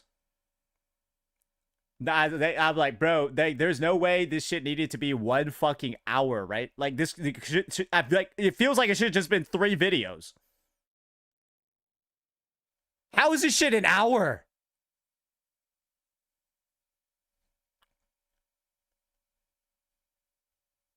Like, if it's like a reaction or something, I get it, right? But when it's like a video essay that's split out into an hour, bro, I'm just like, dude, I feel like I'm already getting attacked. Like, I feel like I'm getting assaulted looking at these chapters. It's like, bro, even the chapters are 2 hours long. Like, the chapters take an hour to read, bro. They don't even fit into the fucking bar. They found a loophole for me not to react, bro. Bro, that truly might be what it is, but like that would involve somebody making a 1 hour scripted YouTube video. Do you know how long these take to make? This is the bullshit it's a scripted 1 hour YouTube video. Bro, this shit took like a fucking week or something to make, bro. Jesus Christ. Imagine editing the B-roll for an unscripted video where you don't have any actual footage. It's just it's just an audio track, and then you're editing it to make a 1 hour video, bro. Fuck. People watch this? You know what? One thing I know for certain is that Brand Online reacted to this shit. I know Brand Online reacted to it, and like, bro, it's like the butthurt is insane. I know he I know he did. All right, where is it at? Where is it at? Okay, here we go.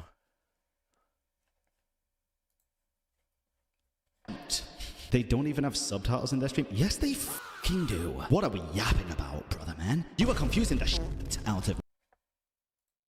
Wait, is this even a... Make a whole video essay on... Wait, so he reacted for 2 hours? Wait, did he say like 1 word? Wait, how is his react only 2 hours to a 1 hour video?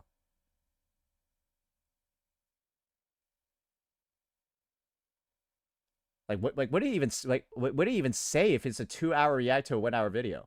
Maybe she's on rich, basically. They're overdwellers, villains. I don't think she's like the enjoyed versus. That is. Racism is the reason. New area of Teyvat, Nod Cry. Wait, she didn't even sped up. Wait, how did he do this?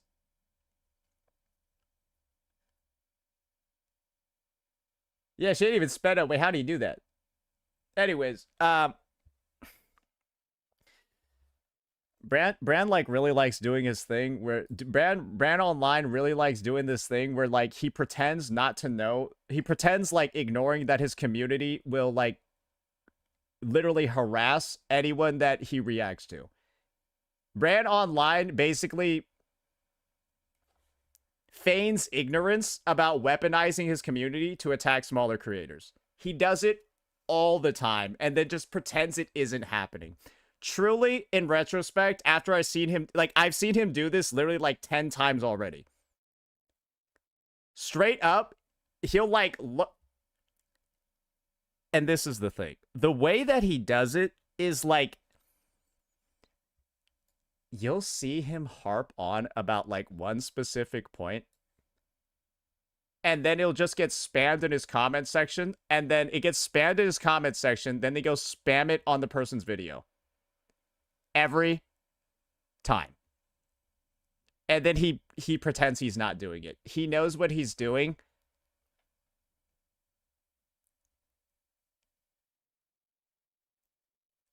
I've already called him out for it.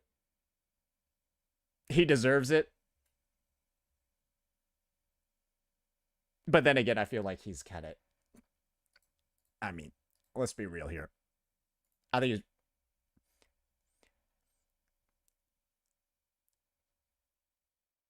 Yeah, I mean, we're kind of... We got to do what we got to do, don't we?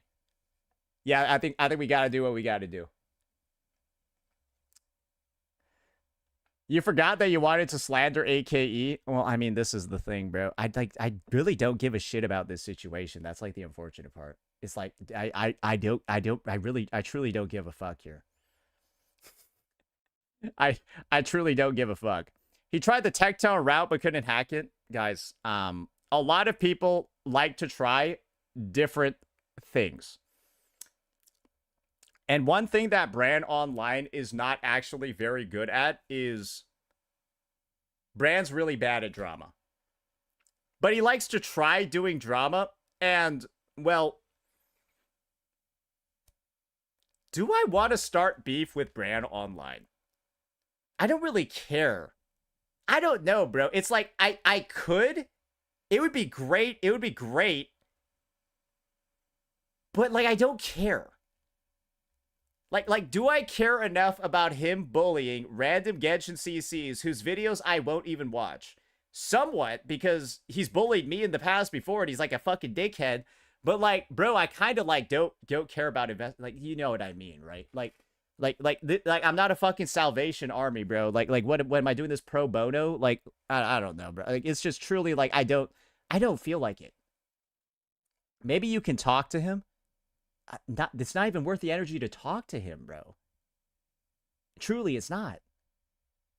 I want more drama, but it's meant. I mean, this is the thing. It's boring ass drama, bro. That's kind of like the issue. Good lawyers do pro bono too. Guys, this is the thing. Bran is like the Genshin hype man that when he says something, his viewers will just like repeat it. But then you poke deeper into what he said and you're like, this is fucking retarded. And if there's ever a moment where I actually do need to analyze what he's actually saying and responding to, it will be a complete massacre. But it's just like, bro, I think Brand already knows. That's why I've talked shit about him in like 10 React videos and he's never made an actual response to me. And bro, I farm like 60k views on those vids. They're popular vids. So he knows they're out there. And he just basically... Bro pretends to not respond to my takes just like he pretends not to know that his chatters are fucking demons. So yeah, that's kind of like the thing. I'm fucking over it, bro. Because I've run the gauntlet with Bran at least like 5 times at this point. I just farmed the fuck out of him because his takes are mad retarded and then move on. And I've done it like 5 or 6 times already. Bro, I'm kind of bored of it. Because, bro, that's a 2-hour fucking video, bro. Like, what, am I going to go look through his 2-hour vid, bro, to find out where he's being a dick? No, bro. Like, because that's what it involves, right? If I were to call out, I had to go watch his 2-hour react to see where he's being stupid. Fuck. That'd be a whole stream. Like, dude, that's a lot of dedication for something I don't really care that much about. Oh, Brand's being Brand again. Oh, I couldn't have seen that one coming.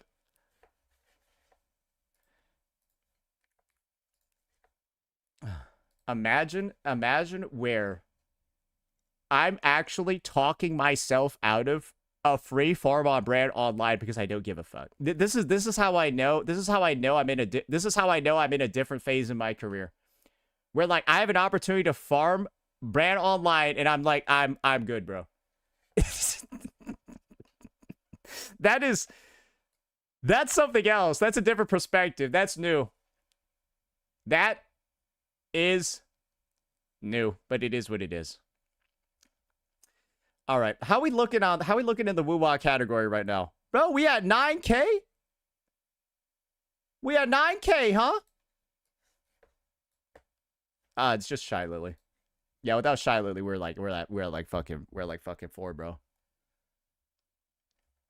Yeah, we at like fucking 4, bro.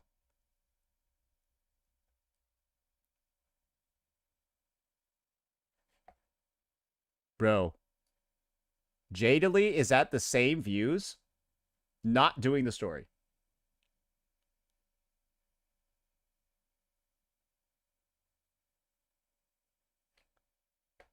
She's crying? No, I think she's taking like, bro, I think she has like a booger in her eye, bro.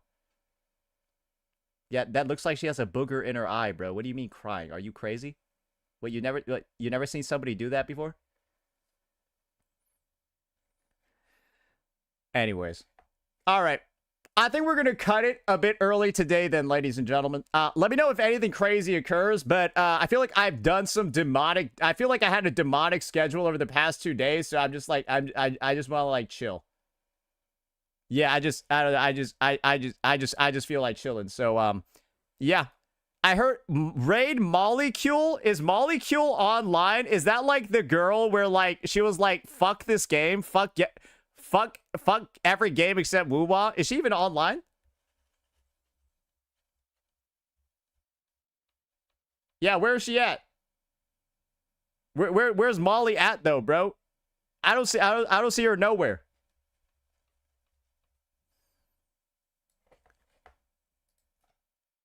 All right. All right. Let me see if that works. Did that work?